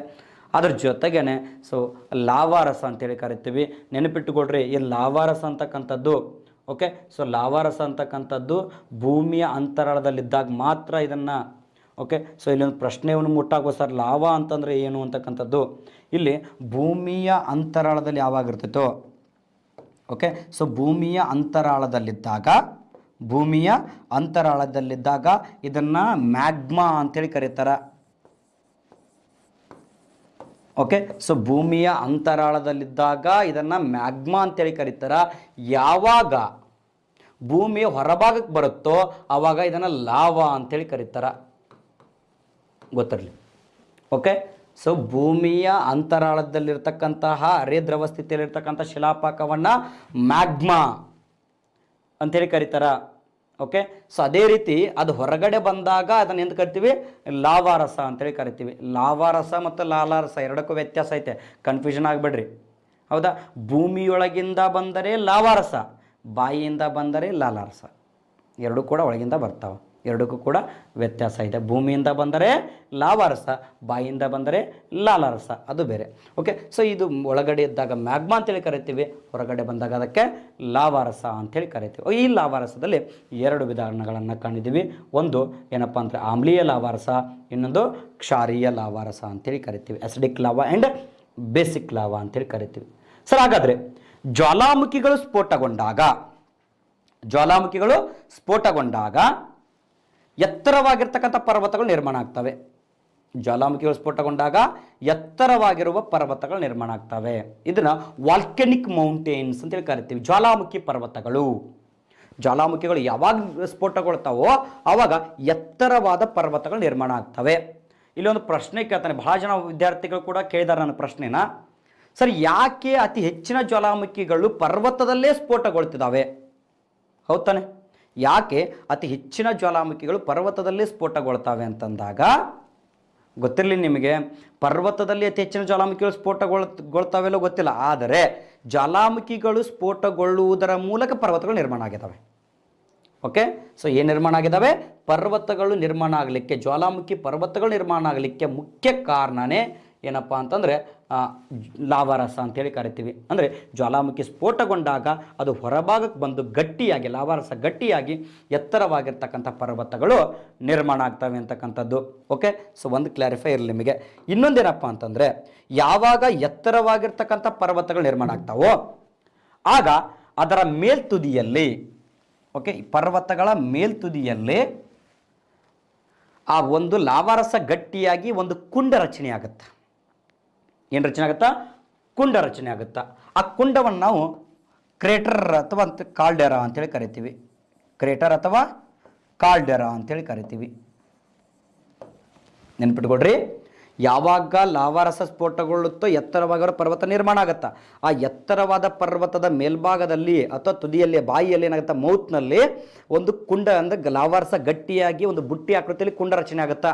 ಆ ಕುಂಡವನ್ನು ನಾವು ಕ್ರೇಟರ್ ಅಥವಾ ಕಾಲ್ಡೆರಾ ಅಂತೇಳಿ ಕರಿತೀವಿ. ಆ ಕುಂಡದಲ್ಲಿ ಏನಾದರೂ ಮಳೆಯ ನೀರು ಸಂಗ್ರಹ ಆಗಿ, ನೋಡಿ ಇಲ್ಲಿ ಕುಂಡದಲ್ಲಿ ಮಳೆಯ ನೀರು ಸಂಗ್ರಹ ಆಗಿ ನಿರ್ಮಾಣವಾಗಿರ್ತಕ್ಕಂತಹ ತಾತ್ಕಾಲಿಕ ಸರೋವರಗಳು, ಟೆಂಪರರಿ ಲೇಕ್ಸ್ ಅಂತೇಳಿ ಕರಿತೀವಿ. ತಾತ್ಕಾಲಿಕ ಸರೋವರಗಳು. ನಿಮ್ಮ ಸರೋವರ ಬಂದಾಗ ಇದ್ರ ಬಗ್ಗೆ ವಿವರಣೆ ಕೊಡ್ತೀನಿ, ಒಂದು ಸರ್ತಿ ಮತ್ತೊಂದು ಸರ್ತಿ ಇದ್ರ ಬಗ್ಗೆ ವಿವರಣೆ ಕೊಡ್ತೀನಿ. ಬಟ್ ಈಗ ನೆನಪಿರಲಿ, ಎತ್ತರವಾಗಿರ್ತಕ್ಕಂತಹ ಯಾವುದು ಜ್ವಾಲಾಮುಖಿ ಪರ್ವತಗಳ ಮೇಲ್ತುದಿಯಲ್ಲಿ ಒಂದು ಗಟ್ಟಿಯಾಗಿ, ಲಾವಾರಸ ಗಟ್ಟಿಯಾಗಿ ಕುಂಡ ನಿರ್ಮಾಣ ಆಗುತ್ತಾ. ಈ ಕುಂಡ ನಿರ್ಮಾಣ ಆಗಿ ಇದರಲ್ಲಿ ಮಳೆಯ ನೀರು ಸಂಗ್ರಹ ಆಗುತ್ತಾ. ಈ ಮಳೆಯ ನೀರು ಸಂಗ್ರಹದಿಂದ ನಿರ್ಮಿತವಾಗಿರುವ ತಾತ್ಕಾಲಿಕ ಸರೋವರವನ್ನು ನಾವು ಏನಂತ ಕರೀತಾರೆ ಅಂದರೆ ಕ್ರೇಟರ್ ಲೇಕ್ ಅಂತೇಳಿ ಕರೀತಾರೆ, ಅಥವಾ ಕ್ರೇಟರ್ ಸರೋವರ ಅಂತೇಳಿ ಕರೀತಾರೆ. ಕ್ರೇಟರ್ ಲೇಕ್ ಅಥವಾ ಕ್ರೇಟರ್ ಸರೋವರ, ಕಾಲ್ಡೆರಾಗಳು ಅಂತೇಳಿ ಕರೀತಾರೆ. ಏನು ಕರೀತಾರೆ? ಕಾಲ್ಡೆರಾಗಳು. ನೆನಪಿಡ್ರಿ, ಎಲ್ಲೋ ಒಂದು ಕಡೆ ನಿಮ್ಮ ಪ್ರಶ್ನೆಯನ್ನು ಕೇಳಿದಾಗ ಭಾಳ ಜನ ಕನ್ಫ್ಯೂಷನ್ ಆಗ್ತಾರೆ ಈ ರೀತಿ. ಸೊ ಈ ರೀತಿ ನಿರ್ಮಿತವಾಗಿರ್ತಕ್ಕಂತಹ ಒಂದು ತಾತ್ಕಾಲಿಕ ಸರೋವರಗಳಿಗೆ ಕಾಲ್ಡೆರಾಗಳು ಅಥವಾ ಜ್ವಾಲಾಮುಖಿ ಕುಂಡ ಸರೋವರ ಅಂತೇಳಿ ಕರೀತಾರೆ. ಕನ್ನಡದಲ್ಲಿ ಏನು ಕರೀತಾರೆ? ಜ್ವಾಲಾಮುಖಿ ಕುಂಡ ಸರೋವರ. ಓಕೆ, ಜ್ವಾಲಾಮುಖಿ ಕುಂಡ ಸರೋವರ ಅಥವಾ ಕಾಲ್ಡೆರಾಸ್, ಕ್ರೇಟರ್ ಲೇಕ್ಸ್ ಅಂತ ಹೇಳಿ ಕರಿತೀವಿ ಅಂತಕ್ಕಂಥದ್ದು. ಸೊ ಅರ್ಥ ಆಗಿದೆ ಅಂತ ಅನ್ಕೊಂಡಿದ್ದೀನಿ. ಎತ್ತರದ ಮೇಲ್ತುದಿಯಲ್ಲಿ ನಿರ್ಮಿತವಾಗಿರೋ ತಾತ್ಕಾಲಿಕ ಸರೋವರ, ಟೆಂಪರರಿ ಲೇಕ್ಸ್ ಇವು. ಅದೊಂದು ಗೊತ್ತಿರಲಿ, ಟೆಂಪರರಿ ಲೇಕ್ಸ್ ಅಂತೇಳಿ ಕರಿತೀವಿ. ಏನು ಸರ ಟೆಂಪರರಿ ಲೇಕ್ಸ್ ಅಂತಂದರೆ ಏನು? ಇವು ಪರ್ಮನೆಂಟ್ ಇರೋಂಗಿಲ್ಲ. ಸಾಧ್ಯನೇ ಇಲ್ಲ. ಯಾಕಂತಂದರೆ ಮತ್ತೆ ಜ್ವಾಲಾಮುಖಿ ಸ್ಫೋಟಗೊಂಡಾಗ ಇದನ್ನಾಗುತ್ತಾ, ಒಡೆದು ಹೋಗುತ್ತಾ, ನಾಶ ಆಗುತ್ತಾ, ಅಥವಾ ಆ ಒಂದು ಆಂತರಿಕದ ಅತಿ ಹೆಚ್ಚಿನ ಉಷ್ಣಾಂಶದ ಪರಿಣಾಮದಿಂದ ಈ ಒಂದು ಏನಪ್ಪ ಸರೋವರಗಳು ಬತ್ತಿ ಹೋಗ್ತವೆ. ಸೊ ಹೀಗಾಗಿ ಇವುಗಳನ್ನು ಟೆಂಪರರಿ ಲೇಕ್ಸ್, ಕಾಲ್ಡೆರಾ ಅಥವಾ ಕ್ರೇಟರ್ ಸರೋವರಗಳನ್ನು ಟೆಂಪರರಿ ಲೇಕ್ಸ್ ಅಂತೇಳಿ ಕರಿತೀವಿ. ಏನು ಕರಿತೀವಿ? ಟೆಂಪರರಿ ಲೇಕ್ಸ್ ಅಂತೇಳಿ ಕರಿತೀವಿ ಅಂತಕ್ಕಂಥದ್ದು. ಸೊ ಅರ್ಥ ಆಗಿದೆ ಅಂತ ಅಂದ್ಕೊಂಡಿದ್ದೀನಿ. ಹಾಗಾದರೆ ಪ್ರಪಂಚದಲ್ಲಿ ಜ್ವಾಲಾಮುಖಿಗಳು ಅಂತ ಬಂದಾಗ ಜ್ವಾಲಾಮುಖಿಗಳ ವಿಧಗಳನ್ನು ಕಾಣ್ತೀವಿ. ಹಲವಾರು ವಿಧಗಳು ಬರ್ತವೆ. ಸೊ ಪ್ರಪಂಚದಲ್ಲಿ ಜ್ವಾಲಾಮುಖಿಗಳು ಸ್ಫೋಟಗೊಳ್ಳಬೇಕಾದ್ರೆ ಅದರಲ್ಲಿ ಹಲವಾರು ವಿಧಗಳನ್ನು ಕಾಣ್ತೀವಿ. ಅವುಗಳ ಕಾರ್ಯಾಚರಣೆಯ ಆಧಾರದ ಮೇಲೆ, ಯಾವುದರ ಆಧಾರದ ಮೇಲೆ? ಕಾರ್ಯಾಚರಣೆಯ ಆಧಾರದ ಮೇಲೆ, ಕಾರ್ಯಾಚರಣೆಯ ಅವಧಿಯ ಆಧಾರದ ಮೇಲೆ. ಭಾಳ ಇಂಪಾರ್ಟೆಂಟ್, ಕಾರ್ಯಾಚರಣೆಯ ಅವಧಿಯ ಆಧಾರದ ಮೇಲೆ. ಸೊ ಪ್ರಮುಖವಾಗಿ ಕಾರ್ಯಾಚರಣೆಗೊಳ್ಳುವ ಅವಧಿಯ ಆಧಾರದ ಮೇಲೆ ಪ್ರಮುಖವಾಗಿ ಈ ಒಂದು ಜ್ವಾಲಾಮುಖಿಗಳನ್ನು 3 ವಿಧಗಳಾಗಿ ವಿಭಾಗ ಮಾಡ್ತೀವಿ. ಎಷ್ಟು ವಿಧಗಳ್ರಿ? 3 ವಿಧಗಳಾಗಿ ವಿಭಾಗ ಮಾಡ್ತೀವಿ. ನೆನ್ಪಿಟ್ಕೊಳ್ರಿ. ಸೊ ಪ್ರಪಂಚದಲ್ಲಿ ಸ್ಫೋಟಗೊಳ್ತಕ್ಕಂತಹ ಒಂದು ಜ್ವಾಲಾಮುಖಿಗಳನ್ನು ಅದು ಸ್ಫೋಟಗೊಳ್ಳುವ ಅಥವಾ ಕಾರ್ಯಾಚರಣೆ ನಡೆಸುವ ಅವಧಿಯ ಆಧಾರದ ಮೇಲೆ 3 ವಿಧಗಳಾಗಿ ಡಿವೈಡ್ ಮಾಡ್ತೀವಿ. ಯಾವ್ಯಾವ ಸರ್ ಅವು? ಒಂದೇದು ಜಾಗೃತ ಜ್ವಾಲಾಮುಖಿಗಳು, ಆಕ್ಟಿವ್ ವಾಲ್ಕೆನೋಸ್ ಅಂತೇಳಿ ಕರಿತೀವಿ. ಒಂದೇದಾದ್ರಿ ಜಾಗೃತ ಜ್ವಾಲಾಮುಖಿಗಳು ಅಥವಾ ಆಕ್ಟಿವ್ ವಾಲ್ಕೆನೋಸ್, ಜೀವಂತ ಜ್ವಾಲಾಮುಖಿಗಳು ಅಂತೇಳಿ ಕರಿತೀವಿ. ಏನು ಕರಿತೀವಿ? ಜೀವಂತ ಜ್ವಾಲಾಮುಖಿಗಳು. ಎರಡನೇದು ಸುಪ್ತ ಜ್ವಾಲಾಮುಖಿಗಳು ಅಥವಾ ಡೋರ್ಮೆಂಟ್ ವಾಲ್ಕೆನೋಸ್ ಅಥವಾ ಸುಪ್ತ ಜ್ವಾಲಾಮುಖಿಗಳು ಅಂತೇಳಿ ಕರಿತೀವಿ. ಇದಕ್ಕೆ ಇನ್ನೊಂದು ಹೆಸರಿದೆ, ನಿದ್ರಿತ ಜ್ವಾಲಾಮುಖಿಗಳು ಅಂತೇಳಿ ಕೂಡ ಕರೀತಾರೆ. ನಿದ್ರಿತ ಜ್ವಾಲಾಮುಖಿಗಳು ಅಂತ ಕೂಡ ಕರೀತಾರೆ. ನಿದ್ರಿತ ಜ್ವಾಲಾಮುಖಿಗಳು ಅಂತೇಳಿ ಕೂಡ ಕರಿತಕ್ಕಂಥದ್ದು. ಓಕೆ, ಸೊ ನೆನಪಿಟ್ಕೊಳ್ರಿ, ಸುಪ್ತ ಅಥವಾ ನಿದ್ರಿತ ಜ್ವಾಲಾಮುಖಿಗಳು, ಡೋರ್ಮೆಂಟ್ ವಾಲ್ಕೆನೋಸ್ ಅಂತೇಳಿ ಕರಿತೀವಿ. ಇನ್ನು ಮೂರನೇದು ಯಾವುದಪ್ಪ ಅಂತಂದರೆ ಲುಪ್ತ ಜ್ವಾಲಾಮುಖಿಗಳು ಅಥವಾ ಇದಕ್ಕೆ ಇನ್ನೊಂದು ಹೆಸರು ಸತ್ತ ಜ್ವಾಲಾಮುಖಿಗಳು. ಲುಪ್ತ ಅಥವಾ ಸತ್ತ ಜ್ವಾಲಾಮುಖಿಗಳು, ಎಕ್ಸ್ಟಿಂಕ್ಟ್ ವಾಲ್ಕೆನೋಸ್ ಅಂತೇಳಿ ಕರಿತೀವಿ. ಎಕ್ಸ್ಟಿಂಕ್ಟ್ ವಾಲ್ಕೆನೋಸ್ ನೆನಪಿಟ್ಕೊಡ್ರಿ. ಒಂದು ಆಕ್ಟಿವ್ ವಾಲ್ಕೆನೋಸ್, ಜಾಗೃತ ಅಥವಾ ಜೀವಂತ ಜ್ವಾಲಾಮುಖಿಗಳು, ಜಾಗೃತ ಅಥವಾ ಜೀವಂತ ಜ್ವಾಲಾಮುಖಿಗಳು ಆಕ್ಟಿವ್ ವಾಲ್ಕೆನೋಸ್. ಎರಡನೇದು ಸುಪ್ತ ಅಥವಾ ಡೋರ್ಮೆಂಟ್ ನಿದ್ರಿತ ಜ್ವಾಲಾಮುಖಿಗಳು. ಮೂರನೇದು ಲುಪ್ತ ಅಥವಾ ಸತ್ತ ಎಕ್ಸ್ಟಿಂಕ್ಟ್ ವಾಲ್ಕೆನೋಸ್ ಜ್ವಾಲಾಮುಖಿಗಳು ಅಂತೇಳಿ ಕರಿತೀವಿ. ಸೊ ಪ್ರಪಂಚದಲ್ಲಿ ಅದು ಕಾರ್ಯಾಚರಣೆ ನಡೆಸುವ ಅವಧಿಯ ಆಧಾರದ ಮೇಲೆ 3 ವಿಧಗಳಾಗಿ ವಿಭಾಗ ಮಾಡಿ ಒಂದೊಂದಾಗಿ ನೋಡ್ತಾ ಹೋಗೋಣ. ಏನು ಸರ? ಮೊದಲೇದು ಜಾಗೃತ ಜ್ವಾಲಾಮುಖಿಗಳು ಅಥವಾ ಆಕ್ಟಿವ್ ವಾಲ್ಕೆನೋಸ್ ಅಂದರೆ ಏನು? ಜಾಗೃತ ಜ್ವಾಲಾಮುಖಿಗಳು ಅಥವಾ ಆಕ್ಟಿವ್ ವಾಲ್ಕೆನೋಸ್ ಅಂತಂದರೆ ಏನು? ಸರಿ, ಯಾವುದನ್ನು ಜಾಗೃತ ಅಂತೇಳಿ ಕರಿತೀವಿ? ಇಲ್ಲಿ ಒಂದು ಏನಪ್ಪ ಅಂದರೆ ಒಂದು ನಿಯಮ ಬರುತ್ತಾ, ಏನದು? ಯಾವ ಜ್ವಾಲಾಮುಖಿಗಳು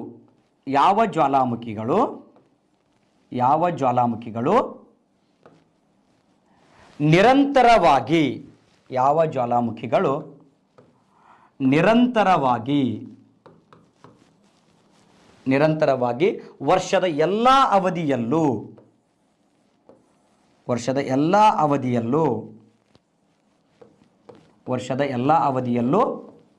ಕಾರ್ಯಾಚರಣೆಯನ್ನು ನಡೆಸ್ತಿರ್ತಾವೋ, ಅಂದರೆ ಸ್ಫೋಟಗೊಳ್ತಿರ್ತಾವೋ ಅಂತಹ ಜ್ವಾಲಾಮುಖಿಗಳನ್ನು ನಾವು ಜಾಗೃತ ಅಥವಾ ಜೀವಂತ ಜ್ವಾಲಾಮುಖಿಗಳು ಅಂತೇಳಿ ಕರಿತೀವಿ. ನೋಡಿರಿ, ಸೊ ಏನಾಗುತ್ತೆ ಅಂದರೆ ಒಂದು ವರ್ಷದ ಅವಧಿಯಲ್ಲಿ ಪ್ರತಿ ಸರ್ತಿ ಏನಾಗುತ್ತಪ್ಪ ಅಂತಂದರೆ, ಇವಾಗ 1 ಡೇ ಅಥವಾ 2 ಡೇಸ್ ಆರ್ ಮಂತಿಗೆ ಒಂದು ಸರ್ತಿ ಏನಾಗುತ್ತೆ ಅಂದರೆ ಪದೇ ಜ್ವಾಲಾಮುಖಿ ಸ್ಫೋಟಗೊಳ್ತಿರ್ತೈತಿ. ಸೊ ಅಂತಹ ಜ್ವಾಲಾಮುಖಿಗಳನ್ನು ನಾವು ಜಾಗೃತ ಅಥವಾ ಜೀವಂತ ಜ್ವಾಲಾಮುಖಿಗಳು ಅಂತೇಳಿ ಕರಿತೀವಿ. ಜಾಗೃತ ಅಥವಾ ಜೀವಂತ ಜ್ವಾಲಾಮುಖಿಗಳು ಅಂತೇಳಿ ಕರಿತೀವಿ. ಫಾರ್ ಎಕ್ಸಾಂಪಲ್, ಎಲ್ಲೋ ಒಂದು ಕಡೆ ಏನಾಗಿರ್ತೈತಿ, ಲಾವಾರಸ ಅಥವಾ ಇವತ್ತು ಸ್ಫೋಟಗೊಂಡಿರ್ತದೆ ಜ್ವಾಲಾಮುಖಿ. ಇವತ್ತು ಸ್ಫೋಟಗೊಂಡು next 1-2 days or 3 days or month ಬಿಟ್ಟು ಏನಾಗುತ್ತೆ, ಮತ್ತೆ ಸ್ಫೋಟಗೊಳ್ಳುತ್ತೆ. ಸೊ ಅಂತಹ ಜ್ವಾಲಾಮುಖಿಗಳನ್ನು ನಾವು ಜಾಗೃತ ಜ್ವಾಲಾಮುಖಿಗಳು ಅಂತೇಳಿ ಕರಿತೀವಿ. ಅಂದರೆ ಯಾವ ಜ್ವಾಲಾಮುಖಿ ನಿರಂತರವಾಗಿ ಎಲ್ಲ ಅವಧಿಯಲ್ಲೂ ಕೂಡ ಅಂದರೆ ಕಾರ್ಯಾಚರಣೆಯನ್ನು ನಡೆಸುತ್ತೋ, ಸೊ ಅಂತಹ ಜ್ವಾಲಾಮುಖಿಗಳನ್ನು ನಾವು ಜಾಗೃತ ಜ್ವಾಲಾಮುಖಿ ಅಥವಾ ಜೀವಂತ ಜ್ವಾಲಾಮುಖಿಗಳು ಅಂತೇಳಿ ಕರಿತೀವಿ. ಅರ್ಥ ಆಗಿದೆ ಅಂತ ಅಂದ್ಕೊಂಡಿದ್ದೀನಿ. ಓಕೆ, ಸೊ ಬೇಕಿದ್ರೆ ಇದು ಮಾಡಿಕೊಡ್ರಿ. ಅರ್ಥ ಆಗಿದೆ? ಸೊ ಒನ್ ಟೈಮಲ್ಲಿ ಏನಾಗುತ್ತೆ, ಸ್ಫೋಟಗೊಳ್ಳುತ್ತೆ. ಅದು ಪದೇ ಕಂಟಿನ್ಯೂಸ್ ಆಗಿ ಸ್ಫೋಟಗೊಂಡಿರೋದನ್ನು ಜಾಗೃತ ಅಥವಾ ಜೀವಂತ ಆಕ್ಟಿವ್ ವಾಲ್ಕೆನೋಸ್ ಅಂತ ಕರಿತೀವಿ. ಇನ್ನು ಪ್ರಪಂಚದಲ್ಲಿ ಹಲವಾರು ಆಕ್ಟಿವ್ ವಾಲ್ಕೆನೋಸ್ಗಳಿದ್ದಾವೆ, ಜೀವಂತ ಜ್ವಾಲಾಮುಖಿಗಳಿದ್ದಾವೆ. ಎಕ್ಸಾಮಲ್ಲೂ ಕೂಡ ಪ್ರಶ್ನೆಗಳನ್ನು ಭಾಳ ಸತಿ ಕೇಳಿದಾನೆ, ಯಾವ್ಯಾವ ಸರ್ ಅವು? ಓಕೆ, ಸೊ ಪ್ರಮುಖವಾದ ಜೀವಂತ ಜ್ವಾಲಾಮುಖಿಗಳನ್ನು ನೋಡೋದಾದರೆ, ಸೊ ದಕ್ಷಿಣ ಅಮೆರಿಕಾದಲ್ಲಿ ಬರ್ತಕ್ಕಂಥ ಕೋಟೋಪಾಕ್ಷಿ, ಕೋಟೋಪಾಕ್ಷಿ ಏನಿದೆ, ಈ ಕೋಟೋಪಾಕ್ಷಿ ಅಂತಕ್ಕಂಥದ್ದು ಜಾಗೃತ ಜ್ವಾಲಾಮುಖಿಗೆ ಉದಾಹರಣೆ. ಕೆಲವಷ್ಟು ಬುಕ್ಕಲ್ಲಿ ಇದನ್ನು ಸುಪ್ತ ಜ್ವಾಲಾಮುಖಿಗಳು ಅಂತ ಕೂಡ ಕೊಟ್ಟಿದ್ದಾರೆ. ಹೌದಾ? ಸೊ ಏನಕ್ಕೆ ಅಂತಕ್ಕಂಥದ್ದನ್ನು ನಾನು ನಿಮಗೆ ಆಮೇಲೆ ಇದು ಮುಗಿದಾದ ಮೇಲೆ ಎಕ್ಸ್ಪ್ಲೇನ್ ಮಾಡ್ತೀನಿ, ಯಾವುದನ್ನು ನೆನಪಿಡಬೇಕು, ಯಾವುದನ್ನು ನೆನಪಿಡಬಾರ್ದು. ಓಕೆ, ಸೊ ಫಸ್ಟ್ ಇದನ್ನೊಂದು ಸರ್ತಿ ನೋಡ್ಕೊಡ್ರಿ. ಸೊ ದಕ್ಷಿಣ ಅಮೆರಿಕಾ ದೇಶಗಳನ್ನು ಕೊಟ್ಟು ಪರ್ವತಗಳನ್ನು ಕೇಳ್ತಾನೆ, ಜ್ವಾಲಾಮುಖಿಗಳನ್ನು ಕೇಳ್ತಾನೆ, ನೆನಪಿಟ್ಕೊಡ್ರಿ. ಸೊ ಅದನ್ನು ಸೀರಿಯಲ್ಲೇ ಬರ್ತಾವ್ರಿ. ಒಂದು ದಕ್ಷಿಣ ಅಮೆರಿಕಾದಲ್ಲಿ ಕಂಡು ಬರ್ತಕ್ಕಂಥ ಆಂಡಿಸ್ ಪರ್ವತ ಶ್ರೇಣಿಯಲ್ಲಿ ಕಂಡು ಬರ್ತಕ್ಕಂಥ ಕೋಟೋಪಾಕ್ಷಿ ಏನಿದೆ, ಈ ಕೋಟೋಪಾಕ್ಷಿ ಜಗತ್ತಿನ ಅತಿ ಎತ್ತರವಾದ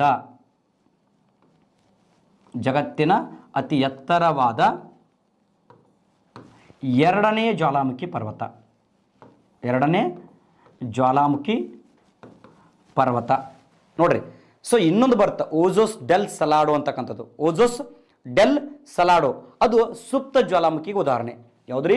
ಓಜೋಸ್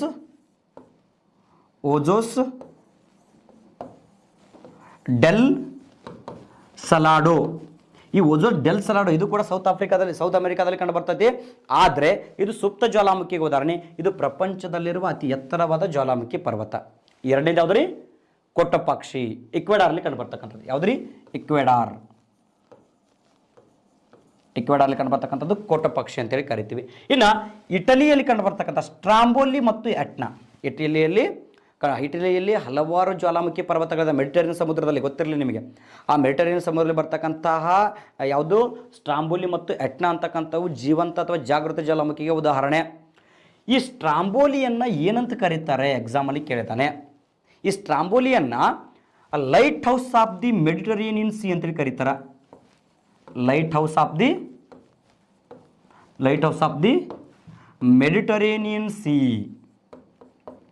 Mediterranean sea, lighthouse of the Mediterranean C.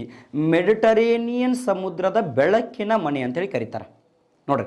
So Mediterranean ಸಮುದ್ರದ ಬೆಳಕಿನ ಮನೆ ಅಂತ ಯಾವುದು ಕರೀತಾರ? ಸ್ಟ್ರಾಂಬೋಲಿಯನ್ನ ಕರೀತಾರ. ಇದೆಲ್ಲಿ ಕಂಡು ಬರುತ್ತಾ? ಇಟಲಿ. ಇಫ್ ಸಪೋಸ್ ಎಕ್ಸಾಮಲ್ಲಿ ಅವನು ದೇಶ ಕೊಡಲಿಲ್ಲ ಅಂದರೆ ಯಾವುದು ಕೊಟ್ಟಿರ್ತಾನ? ಮೆಡಿಟರೇನಿಯನ್ ಸಮುದ್ರ ಕೊಟ್ಟಿರ್ತಾನೆ. ಮೆಡಿಟರೇನಿಯನ್ ಸಮುದ್ರ ಕೊಟ್ಟಿರ್ತಾನೆ, ನೆನಪಿಡ್ರಿ ಆಯ್ತಾಯ್ತಾ. ಸ್ಟ್ರಾಂಬೋಲಿ ಯಾವುದು ಮತ್ತು ಎಟ್ನಾ ಎರಡು ಕೂಡ ಮೆಡಿಟರೇನಿಯನ್ ಸಮುದ್ರದಲ್ಲೇ ಕಂಡು ಬರ್ತವೆ. ಅದರಲ್ಲಿ ಬರ್ತಕ್ಕಂತಹ ಸ್ಟ್ರಾಂಬೋಲಿ ಏನಿದೆ ಅದನ್ನು light house of the Mediterranean C. ಯಾಕಂತಂದರೆ ಇದು ಪದೇ ಪದೇ ಸ್ಫೋಟಗೊಳ್ಳುವುದರ ಮೂಲಕ ಸುತ್ತಲ ಪ್ರದೇಶದಲ್ಲಿ ಬೆಳಕಿನ ವಾತಾವರಣ ನಿರ್ಮಾಣ ಮಾಡುತ್ತಾ. ಸೊ ಹೀಗಾಗಿ ಇದನ್ನು ಏನು ಮೆಡಿಟರೇನಿಯನ್ ಸಮುದ್ರದ ಬೆಳಕಿನ ಮನೆ ಅಂತೇಳಿ ಕರೀತಾರೆ. ನೆಕ್ಸ್ಟು USA ಬರ್ತಕ್ಕಂಥ ಸೇಂಟ್ ಹೆಲೆನಾ. USA ಬರ್ತಕ್ಕಂತಹ ಸೇಂಟ್ ಹೆಲೆನಾ. ನೆಕ್ಸ್ಟು ಹವಾಯಿ ದ್ವೀಪದ ಮೌನಾಲೋವಾ. ಹವಾಯಿ ದ್ವೀಪದ ಮೌನಾಲೋವಾ ಅಂತೇಳಿ ಕರಿತೀವಿ, ಹವಾಯಿನ್ ಐಲ್ಯಾಂಡ್. ನೆಕ್ಸ್ಟು ಭಾರತದಲ್ಲಿ ಕಂಡುಬರ್ತಕ್ಕಂಥ ಏಕೈಕ ಜೀವಂತ ಜ್ವಾಲಾಮುಖಿ ಪರ್ವತ. ಭಾರತದಲ್ಲಿ ಕಂಡುಬರ್ತಕ್ಕಂತಹ ಏಕೈಕ ಒಂದೇ ಒಂದು ಜಾಗೃತ ಜ್ವಾಲಾಮುಖಿ ಇದೆ, ಅದು ಬ್ಯಾರನ್ ದ್ವೀಪ ಅಂತೇಳಿ ಕರಿತೀವಿ, ಬ್ಯಾರನ್ ಐಲ್ಯಾಂಡ್. ಬ್ಯಾರನ್ ದ್ವೀಪ ಎಲ್ಲಿ ಕಂಡು ಬರುತ್ತೆ ಅಂತಂದರೆ ಇದು ಅಂಡಮಾನ್ ಮತ್ತು ನಿಕೋಬಾರ್ ದ್ವೀಪಗಳಲ್ಲಿ ಕಂಡುಬರ್ತಕ್ಕಂಥದ್ದು. ಅಂಡಮಾನ್ ಮತ್ತು ನಿಕೋಬಾರ್ ದ್ವೀಪಗಳಲ್ಲಿ ಕಂಡು ಬರ್ತಕ್ಕಂಥ ಬ್ಯಾರನ್ ದ್ವೀಪ ಏನಿದೆ, ಬ್ಯಾರನ್ ಐಲ್ಯಾಂಡ್ ಏನಿದೆ, ಸೊ ಇದು ಭಾರತದ ಏಕೈಕ ಜೀವಂತ ಜ್ವಾಲಾಮುಖಿ ಪರ್ವತ ಅಂತೇಳಿ ಕರಿತೀವಿ. ಒಂದೇ ಒಂದಿರೋದು ಜಾಗೃತವಾಗಿರ್ತಕ್ಕಂಥದ್ದು. ನೆಕ್ಸ್ಟು ಇದರ ನಂತರ ಬರ್ತಕ್ಕಂಥದ್ದು ಇಂಡೋನೇಷ್ಯಾದ ಕ್ರಕಟೋವಾ. ಇಂಡೋನೇಷ್ಯಾದಲ್ಲಿ ಕಂಡು ಬರ್ತಕ್ಕಂತಹ ಕ್ರಕಟೋವಾ ಆಗಿರ್ಬೋದು. ನೆಕ್ಸ್ಟು ಜಪಾನ್ ದೇಶದ ಫ್ಯೂಜಿಯಾಮ. ಜಪಾನ್ ದೇಶದಲ್ಲಿ ಬರ್ತಕ್ಕಂತಹ ಫ್ಯೂಜಿಯಾಮ ಅಥವಾ ಫ್ಯೂಜಿ ಅಂತೇಳಿ ಕರಿತೀವಿ, ಮೌಂಟ್ ಫ್ಯೂಜಿ. ಸೊ ಆ ಮೌಂಟ್ ಫ್ಯೂಜಿ ಅಥವಾ ಫ್ಯೂಜಿಯಾಮ ಎರಡು ಹೆಸರು ಒಂದೇ, ಗೊತ್ತಿರಲಿಲ್ಲ ನಿಮಗೆ. ಆ ಮೌಂಟ್ ಫ್ಯೂಜಿಯಾಮ ಅಥವಾ ಫ್ಯೂಜಿ ಅಂತಕ್ಕಂಥದ್ದು ಜಾಗೃತ ಜ್ವಾಲಾಮುಖಿಗಳು ಅಂತೇಳಿ ಕರಿತೀವಿ. ಇವು ಪ್ರಪಂಚದಲ್ಲಿ ಕಂಡು ಬರ್ತಕ್ಕಂತಹ ಇನ್ನು ಹಲವಾರು ಜಾಗೃತ ಜ್ವಾಲಾಮುಖಿಗಳಿದಾವೆ. ಅದರಲ್ಲಿ ಅತಿ ಪ್ರಮುಖವಾಗಿರ್ತಕ್ಕಂಥ ಜ್ವಾಲಾಮುಖಿ ಪರ್ವತಗಳು ಅಂತೇಳಿ ಕರಿತೀವಿ. ಇನ್ನು ನೆಕ್ಸ್ಟ್ ಬರೋದು ಯಾವುದಪ್ಪ ಅಂತಂದರೆ ಸುಪ್ತ ಜ್ವಾಲಾಮುಖಿಗಳು. ಏನ್ರಿ? ಸುಪ್ತ ಅಥವಾ ನಿದ್ರಿತ ಜ್ವಾಲಾಮುಖಿಗಳು ಅಂತೇಳಿ ಕರಿತೀವಿ. ಸುಪ್ತ ಅಥವಾ ನಿದ್ರಿತ ಜ್ವಾಲಾಮುಖಿಗಳು. ಸುಪ್ತ ಅಥವಾ ನಿದ್ರಿತ ಜ್ವಾಲಾಮುಖಿಗಳು, ಡೋರ್ಮೆಂಟ್ ವಾಲ್ಕೆನೋಸ್ ಅಂತೇಳಿ ಕರಿತೀವಿ. ಡೋರ್ಮೆಂಟ್ ವಾಲ್ಕೆನೋಸ್ ಹಂಗಂದ್ರೆ ಏನು ಸರ? ಏನಂತಂದರೆ ಒಂದು ಬಾರಿ ಸ್ಫೋಟಗೊಳ್ಳುತ್ತೆ, ಸ್ಫೋಟಗೊಂಡ ನಂತರ ಹೊರ ಮೇಲ್ಮೈಯಲ್ಲಿ ಅದರ ಕಾರ್ಯಾಚರಣೆ ಇರೋದಿಲ್ಲ, ಅಂದರೆ ಲಾವಾರಸ ಹೊರಗಡೆ ಬರೋದಿಲ್ಲ. ಆದರೆ ಭೂಮಿಯ ಅಂತರಾಳದಲ್ಲಿ ಹೊರಬರುವ ಸಂಭವನೀಯತೆ ಜಾಸ್ತಿ ಇರ್ತೈತಿ. ಅಂದರೆ ಅದು ಕಾರ್ಯಚಟುವಟಿಕೆ ಅಂತರಾಳದಲ್ಲಿ ನಿರಂತರವಾಗಿರುತ್ತೆ. ಅದು ಯಾವಾಗ ಹೊರಗಡೆ ಬರುತ್ತೋ ಗೊತ್ತಿಲ್ಲ. ಸೊ ಅಂತಹ ಜ್ವಾಲಾಮುಖಿಗಳನ್ನು ಎಂತ ಕರಿತೀವಿ ನಾವು? ನಿದ್ರಿತ ಜ್ವಾಲಾಮುಖಿಗಳು ಅಂತೇಳಿ ಕರಿತೀವಿ. ಏನು ಕರಿತೀವಿ? ನಿದ್ರಿತ ಜ್ವಾಲಾಮುಖಿಗಳು. ಫಾರ್ ಎಕ್ಸಾಂಪಲ್ ಏನಂತಂದರೆ, ಸೊ ಈಗ ಏನಾಗುತ್ತೆ, ಒಂದು ಬಾರಿ ಸ್ಫೋಟಗೊಂಡು ನಂತರ ಏನಾಗುತ್ತಪ್ಪ ಅಂತಂದರೆ ಹೊರ ಮೇಲ್ಮೈಯಲ್ಲೇ ಭೂಮಿಯ ಹೊರಭಾಗದಲ್ಲಿ ಏನಾಗುತ್ತೆ, ಅದರ ಕಾರ್ಯಾಚರಣೆ ಸ್ಟಾಪ್ ಆಗುತ್ತೆ. ಆದರೆ ಭೂಮಿ ಅಂತರಾಳದಲ್ಲಿ ಲಾವಾರಸದ ಒಂದು ಏನಪ್ಪ ಅಂತಂದರೆ ಅಲೆಗಳ ಒಂದು ಪ್ರಗತಿ ಜಾಸ್ತಿ ಇರ್ತೈತಿ. ಆ ಕಾರಣಕ್ಕೋಸ್ಕರ ಅದು ಯಾವಾಗ ಸ್ಫೋಟಗೊಳ್ತೋ ಗೊತ್ತಿರೋದಿಲ್ಲ. ಈಗ ವರ್ಷ ಬಿಟ್ಟಾಗ್ಬೋದು, 10 ವರ್ಷ ಬಿಟ್ಟಾಗ್ಬೋದು, ಬಟ್ ಸ್ಫೋಟಗೊಳ್ಳುವ ಸಂಭವನೀಯತೆ ಜಾಸ್ತಿ ಇರ್ತೈತಿ. ಅಂತಹ ಒಂದು ಜ್ವಾಲಾಮುಖಿಗಳನ್ನು ನಿದ್ರಿತ ಅಥವಾ ಸುಪ್ತ ಜ್ವಾಲಾಮುಖಿ. ಈಗ ಮಲ್ಕೊಂಡವನು ಹೇಳ್ತಾನೆ, ಯಾವಾಗ ಹೇಳ್ತಾನೋ ಗೊತ್ತಿಲ್ಲ. ಅರ್ಥ ಆಯ್ತಾ? ಯಾವಾಗ ಹೇಳ್ತಾನೋ ಗೊತ್ತಿಲ್ಲ. ಸೊ ಅಂತಹ ಒಂದು ಜ್ವಾಲಾಮುಖಿಗಳು ನಾವೇನು ಕರಿತೀವಿ? ನಿದ್ರಿತ ಅಥವಾ ಸುಪ್ತ ಜ್ವಾಲಾಮುಖಿಗಳು ಅಂತೇಳಿ ಕರಿತೀವಿ. ಇನ್ನು ಪ್ರಪಂಚದಲ್ಲಿ ಕಂಡುಬರ್ತಕ್ಕಂಥ ಪ್ರಮುಖ ಸುಪ್ತ ಜ್ವಾಲಾಮುಖಿಗಳನ್ನು ನೋಡೋದಾದರೆ, ಸೊ ಪ್ರಪಂಚದಲ್ಲಿ ಕಂಡುಬರ್ತಕ್ಕಂತಹ ಪ್ರಮುಖ ಸುಪ್ತ ಜ್ವಾಲಾಮುಖಿಗಳನ್ನು ನೋಡೋದಾದರೆ ಅದರಲ್ಲಿ ಇಟಲಿ. ಸೊ ಅಲ್ಲೇ ಸೇಮ್ ಇಟಲಿಯಲ್ಲಿ ಕಂಡುಬರ್ತಕ್ಕಂತಹ ಮೌಂಟ್ ವೆಸುವಿಯಸ್. ನೋಡಿರಿ, ಇಟಲಿಯಲ್ಲಿ ಮೌಂಟ್ ಎಟ್ನಾ ಇದೆ, ಮೌಂಟ್ ವೆಸುವಿಯಸ್ ಇದೆ, ಮೌಂಟ್ ಓಕೆನಾ. ನೋಡಿರಿ, ಇನ್ನೂ ಹಲವಾರು ಏನಪ್ಪ ಲಿಪಾರಿ ದ್ವೀಪ ಅಂತ ಹೇಳಿದ್ದೆ, ಅವೆಲ್ಲವೂ ಕೂಡ ಏನಪ್ಪ ಅಂತಂದರೆ ಈ ಒಂದು ಜ್ವಾಲಾಮುಖಿ ಪರ್ವತಗಳು. ಅದರಲ್ಲಿ ಮೌಂಟ್ ವೆಸುವಿಯಸ್ ಅಂತಕ್ಕಂಥದ್ದು ಸುಪ್ತ ಜ್ವಾಲಾಮುಖಿ ಪರ್ವತ. ನೆಕ್ಸ್ಟು ತಾಂಜೇನಿಯಾದ ಕಿಲಿಮಂಜಾರೋ ಅಂತೇಳಿ ಕರಿತೀವಿ. ನೆಕ್ಸ್ಟು ದಕ್ಷಿಣ ಅಮೆರಿಕಾದಲ್ಲಿ ಬರ್ತಕ್ಕಂಥ ಮೌಂಟ್ ಹುಡ್ ಮತ್ತು ಮೌಂಟ್ ರೇನಿಯರ್. ಮೌಂಟ್ ಶಾಸ್ತಾ. ಸೊ ಹಲವಾರು ಏನಪ್ಪ ಅಂತಂದರೆ ಏನಿದು ಜ್ವಾಲಾಮುಖಿ ಪರ್ವತಗಳು ಕಂಡು ಬರ್ತವೆ, ಒಂದೇ ಸರಣಿಯಲ್ಲಿದ್ದಾವೆ. ಸೊ ಅವುಗಳನ್ನು ನಾವು ಸುಪ್ತ ಜ್ವಾಲಾಮುಖಿಗಳು ಅಂತೇಳಿ ಕರಿತೀವಿ. ನೆಕ್ಸ್ಟು ಭಾರತದಲ್ಲಿ ಕಂಡು ಬರ್ತಕ್ಕಂತಹ ಒಂದು ಸುಪ್ತ ಜ್ವಾಲಾಮುಖಿ ಯಾವುದಪ್ಪ ಅಂತಂದರೆ ನಾರ್ಕೊಂಡಮ್ ಅಂತೇಳಿ ಕರಿತೀವಿ. ಯಾವ ಕೊಂಡಮ್? ನಾರ್ಕೊಂಡಮ್. ಇದು ಕೂಡ ಅಂಡಮಾನ್ ಮತ್ತು ನಿಕೋಬಾರ್ ದ್ವೀಪದಲ್ಲಿ ಕಂಡುಬರುತ್ತೆ. ನೋಡಿ, ಭಾರತದ ಏಕೈಕ ಜಾಗೃತ ಅಥವಾ ಜೀವಂತ ಜ್ವಾಲಾಮುಖಿ ಪರ್ವತ ಯಾವುದು? ಬ್ಯಾರ್ನ್ ಐಲ್ಯಾಂಡ್. ಅದು ಕೂಡ ಇಲ್ಲಿ ಕಂಡು ಬರುತ್ತಾ? ಅಂಡಮಾನ್ ನಿಕೋಬಾರ್ದಲ್ಲಿ ಕಂಡು ಬರ್ತೈತಿ. ಯಾರು ಅಟ್ಲಾಸ್ ತಂದಿದ್ರೋ ತೆಗೆದು ನೋಡ್ರಿ ಅಂಡಮಾನ್ ನಿಕೋಬಾರನ್ನ. ಓಕೆ, ನೆಕ್ಸ್ಟು ನಾರ್ಕೊಂಡಮು ಕೂಡ ಸೊ ಅಂಡಮಾನ್ ನಿಕೋಬಾರ್ನಲ್ಲಿ ಕಂಡುಬಿಟ್ಟಿದ್ದು. ಇದು ಸುಪ್ತ ಜ್ವಾಲಾಮುಖಿ ಅಥವಾ ನಿದ್ರಿತ ಜ್ವಾಲಾಮುಖಿ. ಅಂದರೆ ಒಂದು ಬಾರಿ ಸ್ಫೋಟಗೊಂಡೈತಿ, ಇನ್ನೂ ಕೂಡ ಸ್ಫೋಟಗೊಂಡಿಲ್ಲ. ಯಾವಾಗ ಸ್ಫೋಟಗೊಳ್ತ ಗೊತ್ತಿಲ್ಲ, ಬಟ್ ಸ್ಫೋಟಗೊಳ್ಳುವ ಸಂಭವನೀಯತೆ ಜಾಸ್ತಿ ಇದೆ. ಸೊ ಇವೆಲ್ಲವನ್ನು ಕೂಡ ನಾವು ಸುಪ್ತ ಜ್ವಾಲಾಮುಖಿಗಳು ಅಥವಾ ನಿದ್ರಿತ ಜ್ವಾಲಾಮುಖಿಗಳು ಅಂತೇಳಿ ಕರಿತೀವಿ. ಕ್ಲಿಯರ್ ಆಯ್ತಾ? ಕಂಟಿನ್ಯೂಸ್ ಆಗಿ ಸ್ಫೋಟಗೊಂಡ್ರೆ ಅದು ಜೀವಂತ. ಒಂದು ಬಾರಿ ಸ್ಫೋಟಗೊಂಡು ಮೇಲ್ಗಡೆ ಸ್ಟಾಪ್ ಆಗಿ ಒಳಭಾಗದಲ್ಲಿ ಕಾರ್ಯಚಟುವಟಿಕೆ ನಿರಂತರವಾಗಿತ್ತು, ಇನ್ನೇನು ಮುಂದೆ ಸಂಭವಿಸ್ತಪ್ಪ ಅಂತಕ್ಕಂತಹ ಪರಿಕಲ್ಪನೆ ಇತ್ತಪ್ಪ ಅಂದರೆ ಅದನ್ನು ಸುಪ್ತ ಅಥವಾ ನಿದ್ರಿತ ಜ್ವಾಲಾಮುಖಿಗಳು ಅಂತೇಳಿ ಕರಿತೀವಿ. ಓಕೆ, ಇನ್ನು ಮೂರನೇದು ಯಾವುದಪ್ಪ ಅಂತಂದರೆ ಲುಪ್ತ ಜ್ವಾಲಾಮುಖಿಗಳು. ಯಾವುದ್ರಿ? ಲುಪ್ತ ಜ್ವಾಲಾಮುಖಿಗಳು ಅಥವಾ ಸತ್ತ ಜ್ವಾಲಾಮುಖಿಗಳು ಅಂತಲೂ ಕೂಡ ಕರೀತಾರೆ. ಲುಪ್ತ ಅಥವಾ ಸತ್ತ ಜ್ವಾಲಾಮುಖಿಗಳು, ಎಕ್ಸ್ಟಿಂಕ್ಟ್ ವಾಲ್ಕೆನೋಸ್ ಅಂತೇಳಿ ಕರಿತೀವಿ. ಏನು ಸರ ಎಕ್ಸ್ಟಿಂಕ್ಟ್ ವಾಲ್ಕೆನೋಸ್ ಅಂತಂದರೆ, ಇಲ್ಲಿ ಪ್ರಾಚೀನ ಯಾವುದೋ ಒಂದು ಕಾಲದಲ್ಲಿ ಸ್ಫೋಟಗೊಂಡಿರುತ್ತೆ, ಯಾವುದೋ ಒಂದು ಪ್ರಾಚೀನ ಕಾಲದಲ್ಲಿ ಸ್ಫೋಟಗೊಂಡಿರುತ್ತೆ, ಯಾವುದೋ ಅತ್ಯಂತ ಹಳೆಯ ಪ್ರಾಚೀನ ಕಾಲ ಸ್ಫೋಟಗೊಂಡು ಭೂಮಿಯ ಹೊರಮೇಲ್ಮೈಯಲ್ಲೂ ಕೂಡ ಮತ್ತು ಭೂಮಿಯ ಅಂತರಾಳದಲ್ಲೂ ಕೂಡ ಎರಡೂ ಬದಿಯಲ್ಲಿ ಏನಾಗಿರ್ತಪ್ಪ ಅಂತಂದರೆ ಇದರ ಕಾರ್ಯಾಚರಣೆ ಸ್ಟಾಪ್ ಆಗಿರ್ತೈತಿ.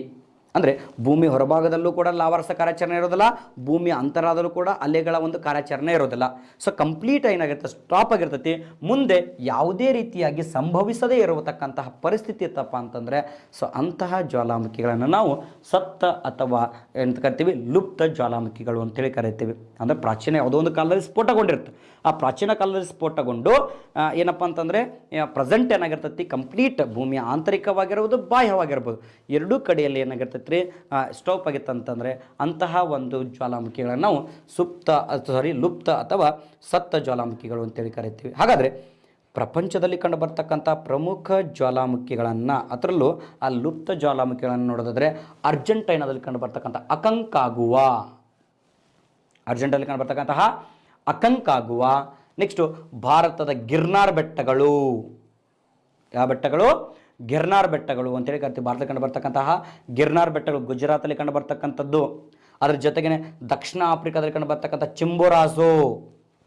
ದಕ್ಷಿಣ ಆಫ್ರಿಕಾದಲ್ಲಿ ಕಂಡು ಬರ್ತಕ್ಕಂತಹ ಚಿಂಬೋರಾಜು. ನೆಕ್ಸ್ಟ್ ಮಯನ್ಮಾರ್ಲಿ ಕಂಡು ಬರ್ತಕ್ಕಂಥ ಐಫಲ್. ಓಕೆ, ಐಫಲ್ ಅಂತೇಳಿ ಕರಿತೀವಿ. ಆ್ಯಪಲ್ ಅಲ್ಲ, ಆ್ಯಪಲ್ ಬೇರೆ ಐಫಲ್ ಬೇರೆ. ಆ್ಯಪಲ್ ಹಣ್ಣು, ಇದು ಜ್ವಾಲಾಮುಖಿ. ಅದನ್ನು ತಿನ್ನೋಕ್ಕಾಗತ್ತಾ, ಇದನ್ನು ತಿನ್ನೋಕ್ಕಾಗಲ್ಲ, ಎರಡೇ ವ್ಯತ್ಯಾಸ ಇರೋದು. ಓಕೆನಾ?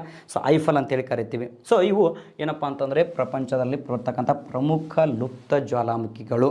ಈಗ ಫಾರ್ ಎಕ್ಸಾಂಪಲ್ ನೋಡ್ರಿ, ಭಾರತದಲ್ಲಿ ಅದರಲ್ಲೂ ಸೆಂಟ್ರಲ್ ಹೈಲ್ಯಾಂಡ್ ಕೇಂದ್ರ ಉನ್ನತ ಪ್ರದೇಶ ಅಂತ ನಿನ್ನೆ ಹೇಳಿದ್ದೆ ನಾನು ನಿಮಗೆ. ಆ ಸೆಂಟ್ರಲ್ ಹೈಲ್ಯಾಂಡ್ ಏನು ವಿಂಧ್ಯ ಮತ್ತು ಸಾತ್ಪುರ್ ಶ್ರೇಣಿ ಇದೆ, ಆ ಒಂದು ಪ್ರದೇಶದಲ್ಲಿ ಛೋಟಾನಾಗ್ಪುರ್ ಪ್ರಸ್ಥಭೂಮಿ, ಮಾಳ್ವಾ ಪ್ರಸ್ಥಭೂಮಿ, ಬುಂದೇಲ್ಖಂಡ್, ಬಾಗೇಲ್ಖಂಡ್, ಸೊ ಈ ಒಂದು ಪ್ರದೇಶದಲ್ಲಿ ಸ್ಫೋಟಗೊಂಡಿರ್ತಕ್ಕಂಥ ಜ್ವಾಲಾಮುಖಿ ದಕ್ಷಿಣ ಭಾರತದ ಕಡೆ ಹರಿದು ಬರ್ತಾ ಹೋಗುತ್ತೆ.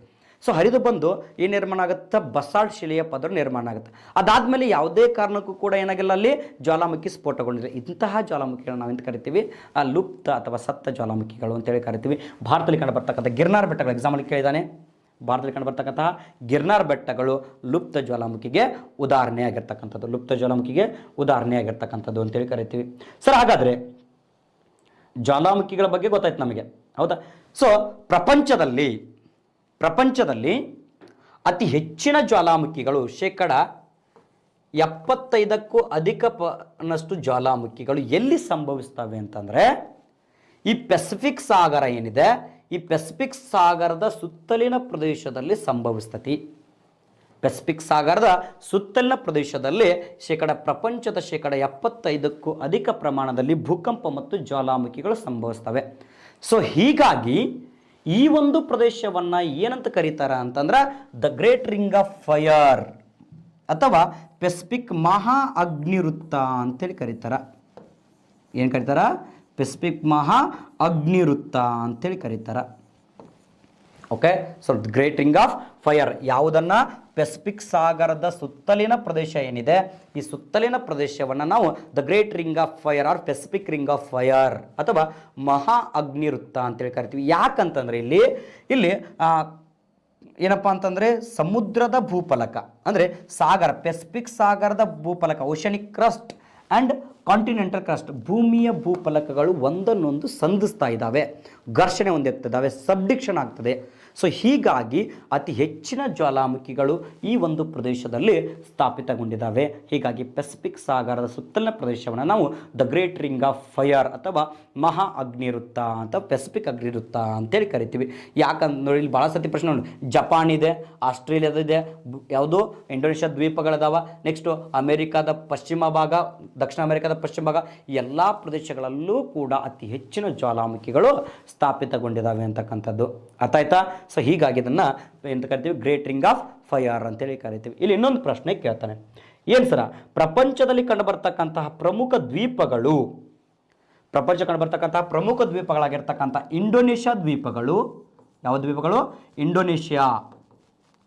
ಇಂಡೋನೇಷ್ಯಾ ದ್ವೀಪಗಳು, Java, Sumatra, Sunda, Philippines, Brunei. Okay, so ಈ ಬರ್ತಕ್ಕಂಥ ಒಂದು ದ್ವೀಪಗಳು. ನೆಕ್ಸ್ಟು ಜಪಾನ್ನ ದ್ವೀಪಗಳು, ನೆಕ್ಸ್ಟು ಅಂಡಮಾನ್ ಮತ್ತು ನಿಕೋಬಾರ್ ದ್ವೀಪಗಳು, ಇವುಗಳನ್ನು ನಾವು ಎಂತ ಕರಿತೀವಿ ಅಂತಂದರೆ ಪ್ರಪಂಚದ ಜ್ವಾಲಾಮುಖಿ ದ್ವೀಪಗಳು ಅಂತೇಳಿ ಕರಿತೀವಿ. ಪ್ರಪಂಚದ ಜ್ವಾಲಾಮುಖಿ ದ್ವೀಪಗಳು. ನೋಡಿ, ಭಾಳ ಸತಿ ಪ್ರಶ್ನೆ ಕೇಳಿದಾನೆ. ಈ ಕಡೆ ದ್ವೀಪಗಳನ್ನು ಕೊಟ್ಟು ಒಂದು ಕಡೆ ಅವು ಫಾರ್ಮೇಷನ್ ಆಗಿರ್ತಕ್ಕಂತಹ ಒಂದು ಟೈಪನ್ನು ಕೊಟ್ಟಿರ್ತಾನೆ. ಇಲ್ಲಿ ಜಪಾನ್, ಇಂಡೋನೇಷ್ಯಾ, ಅಂಡಮಾನ್ ನಿಕೋಬಾರ್ ದ್ವೀಪಗಳನ್ನು ಕೊಟ್ಟಪ್ಪ ಅಂತಂದ್ರೆ ನೀವು ಹಾಕಬೇಕಾಗಿರೋದು ಜ್ವಾಲಾಮುಖಿ ದ್ವೀಪಗಳು ಅಂತೇಳಿ ಕರೀತಾರೆ. ಜ್ವಾಲಾಮುಖಿಗಳ ಸ್ಫೋಟನೆಯಿಂದ ಈ ಒಂದು ದ್ವೀಪಗಳು ನಿರ್ಮಾಣ ಆಗಿದ್ದಾವೆ. ಸರ್, ದ್ವೀಪಗಳು ಹೆಂಗೆ ನಿರ್ಮಾಣ ಆಗ್ತಾವ?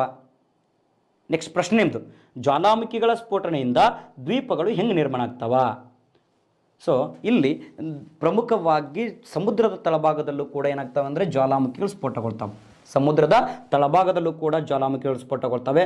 ಸಮುದ್ರದ ತಳಭಾಗದಲ್ಲಿರ್ತಕ್ಕಂತಹ ಪ್ರದೇಶದಿಂದ ಲಾವಾರಸ ಏನಾದರೂ ಸೊ ಸ್ಫೋಟಗೊಳ್ಬೇಕಾದ್ರೆ ಸಮುದ್ರದ ಕೆಳಭಾಗದಲ್ಲಿ, ಅಂದರೆ ಸಮುದ್ರದ ಒಳಭಾಗದಲ್ಲಿಯೇ ಲಾವಾರಸ ಗಟ್ಟಿಯಾಗಿ ಪರ್ವತಗಳು ನಿರ್ಮಾಣ ಆಗ್ತವೆ.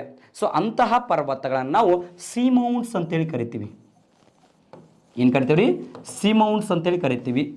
ಸಮುದ್ರದ ಕೆಳಭಾಗದಲ್ಲಿಯೇ ಲಾವಾರಸ ಗಟ್ಟಿಯಾಗಿ ನಿರ್ಮಿತವಾಗುವ ಶಿಲೆಯನ್ನು ಸಿಮೌಂಟ್ಸ್ ಅಥವಾ ಪರ್ವತ ಸಿಮೌಂಟ್ಸ್ ಅಂತೇಳಿ ಕರೆದ್ರೆ, ಸಾಗರದ ಅಥವಾ ಸಮುದ್ರದ ಮೇಲ್ಭಾಗದಲ್ಲಿ ಲಾವಾರಸ ಗಟ್ಟಿಯಾಗಿ ಸಮುದ್ರಕ್ಕೆ ಮಟ್ಟಕ್ಕಿಂತ ಸ್ವಲ್ಪ ಭಾಗ ಎತ್ತರದಲ್ಲಿ ನಿರ್ಮಿತವಾಗುವ ಒಂದು ಪರ್ವತವನ್ನು ನಾವೆಂತ ಕರಿತೀವಿ? ಗುಯೆಟ್ಸ್ಗಳು ಅಂತೇಳಿ ಕರಿತೀವಿ. ಏನು ಕರಿತೀವಿ? ಗುಯೆಟ್ಸ್ಗಳು ಅಂತೇಳಿ ಕರಿತೀವಿ. ಅರ್ಥ ಆಯಿತು? ಗುಯೆಟ್ಸ್ಗಳು ಅಂತೇಳಿ ಕರಿತೀವಿ. ಇಲ್ಲಿ ಸೀಮೌಂಟ್ಸ್ಗಳು ಸಮುದ್ರಯಾನಕ್ಕೆ ಅಡ್ಡಿಯನ್ನು ಉಂಟು ಮಾಡ್ತವೆ. ನೌಕಾಯಾನಕ್ಕೆ ಅಡ್ಡಿಯನ್ನು ಉಂಟು ಮಾಡ್ತಕ್ಕಂತಹ ಸಮುದ್ರದ ಭೂಸ್ವರೂಪಗಳು ಅಂತಂದಾಗ ಅವು ಸೀಮೌಂಟ್ಸ್ಗಳು. ಎಕ್ಸಾಂಪಲ್ ಭಾಳ ಸತಿ ಪ್ರಶ್ನೆ ಕೇಳಿದಾನೆ, ಸಮುದ್ರದ ಅಥವಾ ನೌಕಾಯಾನಕ್ಕೆ ತಡೆಯನ್ನು ಒಡ್ಡುವ ಸಮುದ್ರದ ಭೂಸ್ವರೂಪಗಳು ಸೀಮೌಂಟ್ಸ್ಗಳು. ಅದೇ ರೀತಿ ಗುಯೆಟ್ಸ್ಗಳು ಏನಾಗಿ ಪರಿವರ್ತನೆ ಹೊಂದವ? ದ್ವೀಪಗಳಾಗಿ ಪರಿವರ್ತನೆ ಹೊಂದವೆ. ಗುಯೆಟ್ಸ್ಗಳು ಏನಾಗಿ ಪರಿವರ್ತನೆ ಹೊಂದವ? ದ್ವೀಪಗಳಾಗಿ ಪರಿವರ್ತನೆ ಹೊಂದವೆ. ಸೊ ಈ ರೀತಿ ಒಂದು ಪ್ರಪಂಚದ ಹಲವಾರು ಜ್ವಾಲಾಮುಖಿ ದ್ವೀಪಗಳು ಏನಾಗಿದ್ದಾವೆ? ಸ್ಥಾಪಿತಗೊಂಡಿದ್ದಾವೆ ಅಂತೇಳಿ ಕರಿತೀವಿ. ಸೊ ಸ್ನೇಹಿತರೆ, ಇವತ್ತಿನ ಒಂದು ಅಧ್ಯಾಯ ಜ್ವಾಲಾಮುಖಿಗಳು ಅಂತಕ್ಕಂಥದ್ದು ಭೂಮಿಯ ಒಂದು ಆಂತರಿಕ ಮತ್ತು ಬಾಹ್ಯ ಶಕ್ತಿಗಳಾಗಿರ್ತಕ್ಕಂತಹ ಜ್ವಾಲಾಮುಖಿ ಮತ್ತು ಭೂಕಂಪನಲ್ಲಿ ಒಂದು ಪ್ರಮುಖವಾಗಿರ್ತಕ್ಕಂಥ ಅಧ್ಯಾಯ. ಸೊ ಜ್ವಾಲಾಮುಖಿ ಅಂತಂದ್ರೇನು, ಅದರ ವಿಧಗಳ್ಯಾವು, ಲಾವಾರಸ, ಸೊ ಅನಿಲಗಳು, ಸೊ ಹೀಗೆ ಅದರ ಜೊತೆಗೇ ದ್ವೀಪಗಳು ಯಾವ ರೀತಿ ಸೃಷ್ಟಿಯಾಗಿದ್ದಾವೆ, ಅದರ ಮೇಲೆ ಕಾಲ್ಡೆರಾಸ್, ಕ್ರೇಟರ್ ಲೇಕ್ ಅಂತಂದ್ರೆ ಎಲ್ಲವನ್ನು ಕೂಡ ಸವಿಸ್ತಾರವಾಗಿ ತಿಳ್ಕೊಂಡಿದ್ದೀವಿ ಅಂತ ಅಂದ್ಕೊಂಡಿದ್ದೀನಿ. ಸೊ ಯಾರು ಕೂಡ ಇನ್ನೂ Vishwadarshan career academy Telegram group join ಆಗಲಿವೋ ಅವರೆಲ್ಲರೂ ಕೂಡ ಜಾಯ್ನ್ ಆಗಿರಿ. ಅದರ ಜೊತೆಗೇ ಯಾರಿಗೆ ಪ್ರಶ್ನೆ ಇದೆಯೋ ಅಲ್ಲಿಗೆ ಒಂದು ಟೆಲಿಗ್ರಾಮ್ ಗ್ರೂಪಲ್ಲಿ ಪ್ರಶ್ನೆ ಮಾಡಲಿಕ್ಕೆ ಅವಕಾಶ ಇದೆ. ಸೊ ಅವ್ರು ಪ್ರಶ್ನೆ ಮಾಡಿ ಸಾಧ್ಯ ಆದಷ್ಟು ಕ್ಲಾರಿಫಿಕೇಷನ್ ಕೊಡಲಿಕ್ಕೆ ಟ್ರೈ ಮಾಡ್ತೀನಿ. ಸೊ ಅದರ ಜೊತೆಗೇ ನಿರಂತರವಾಗಿ ನಿಮ್ಮ ಜೊತೆಗೆ ಸಂತೋಷ್ ಫೌಂಡೇಶನ್ ಮತ್ತು ವಿಶ್ವದರ್ಶನ ಕರಿಯರ್ ಅಕಾಡೆಮಿ ಯಾವಾಗಲೂ ಕೂಡ ಇರುತ್ತೆ. ಸೊ ಈ ಒಂದು ಆ್ಯಪನ್ನು, ಸಂತೋಷ್ ಫೌಂಡೇಶನ್ ಆ್ಯಪನ್ನು ಎಲ್ಲರೂ ಕೂಡ ಹೆಚ್ಚಾಗಿ ಡೌನ್ಲೋಡ್ ಮಾಡಿಕೊಡ್ರಿ. ಸೊ ಒಂದು ನಿಮ್ಮ ಸಹಕಾರ ಹೀಗೆ ಇರಲಿ, ಒಂದು ಉನ್ನತ ಹುದ್ದೆಗೆ ಹೋಗಲಿಕ್ಕೆ ಅವಕಾಶ ಮಾಡಿಕೊಡ್ರಿ. Thank you and all the best.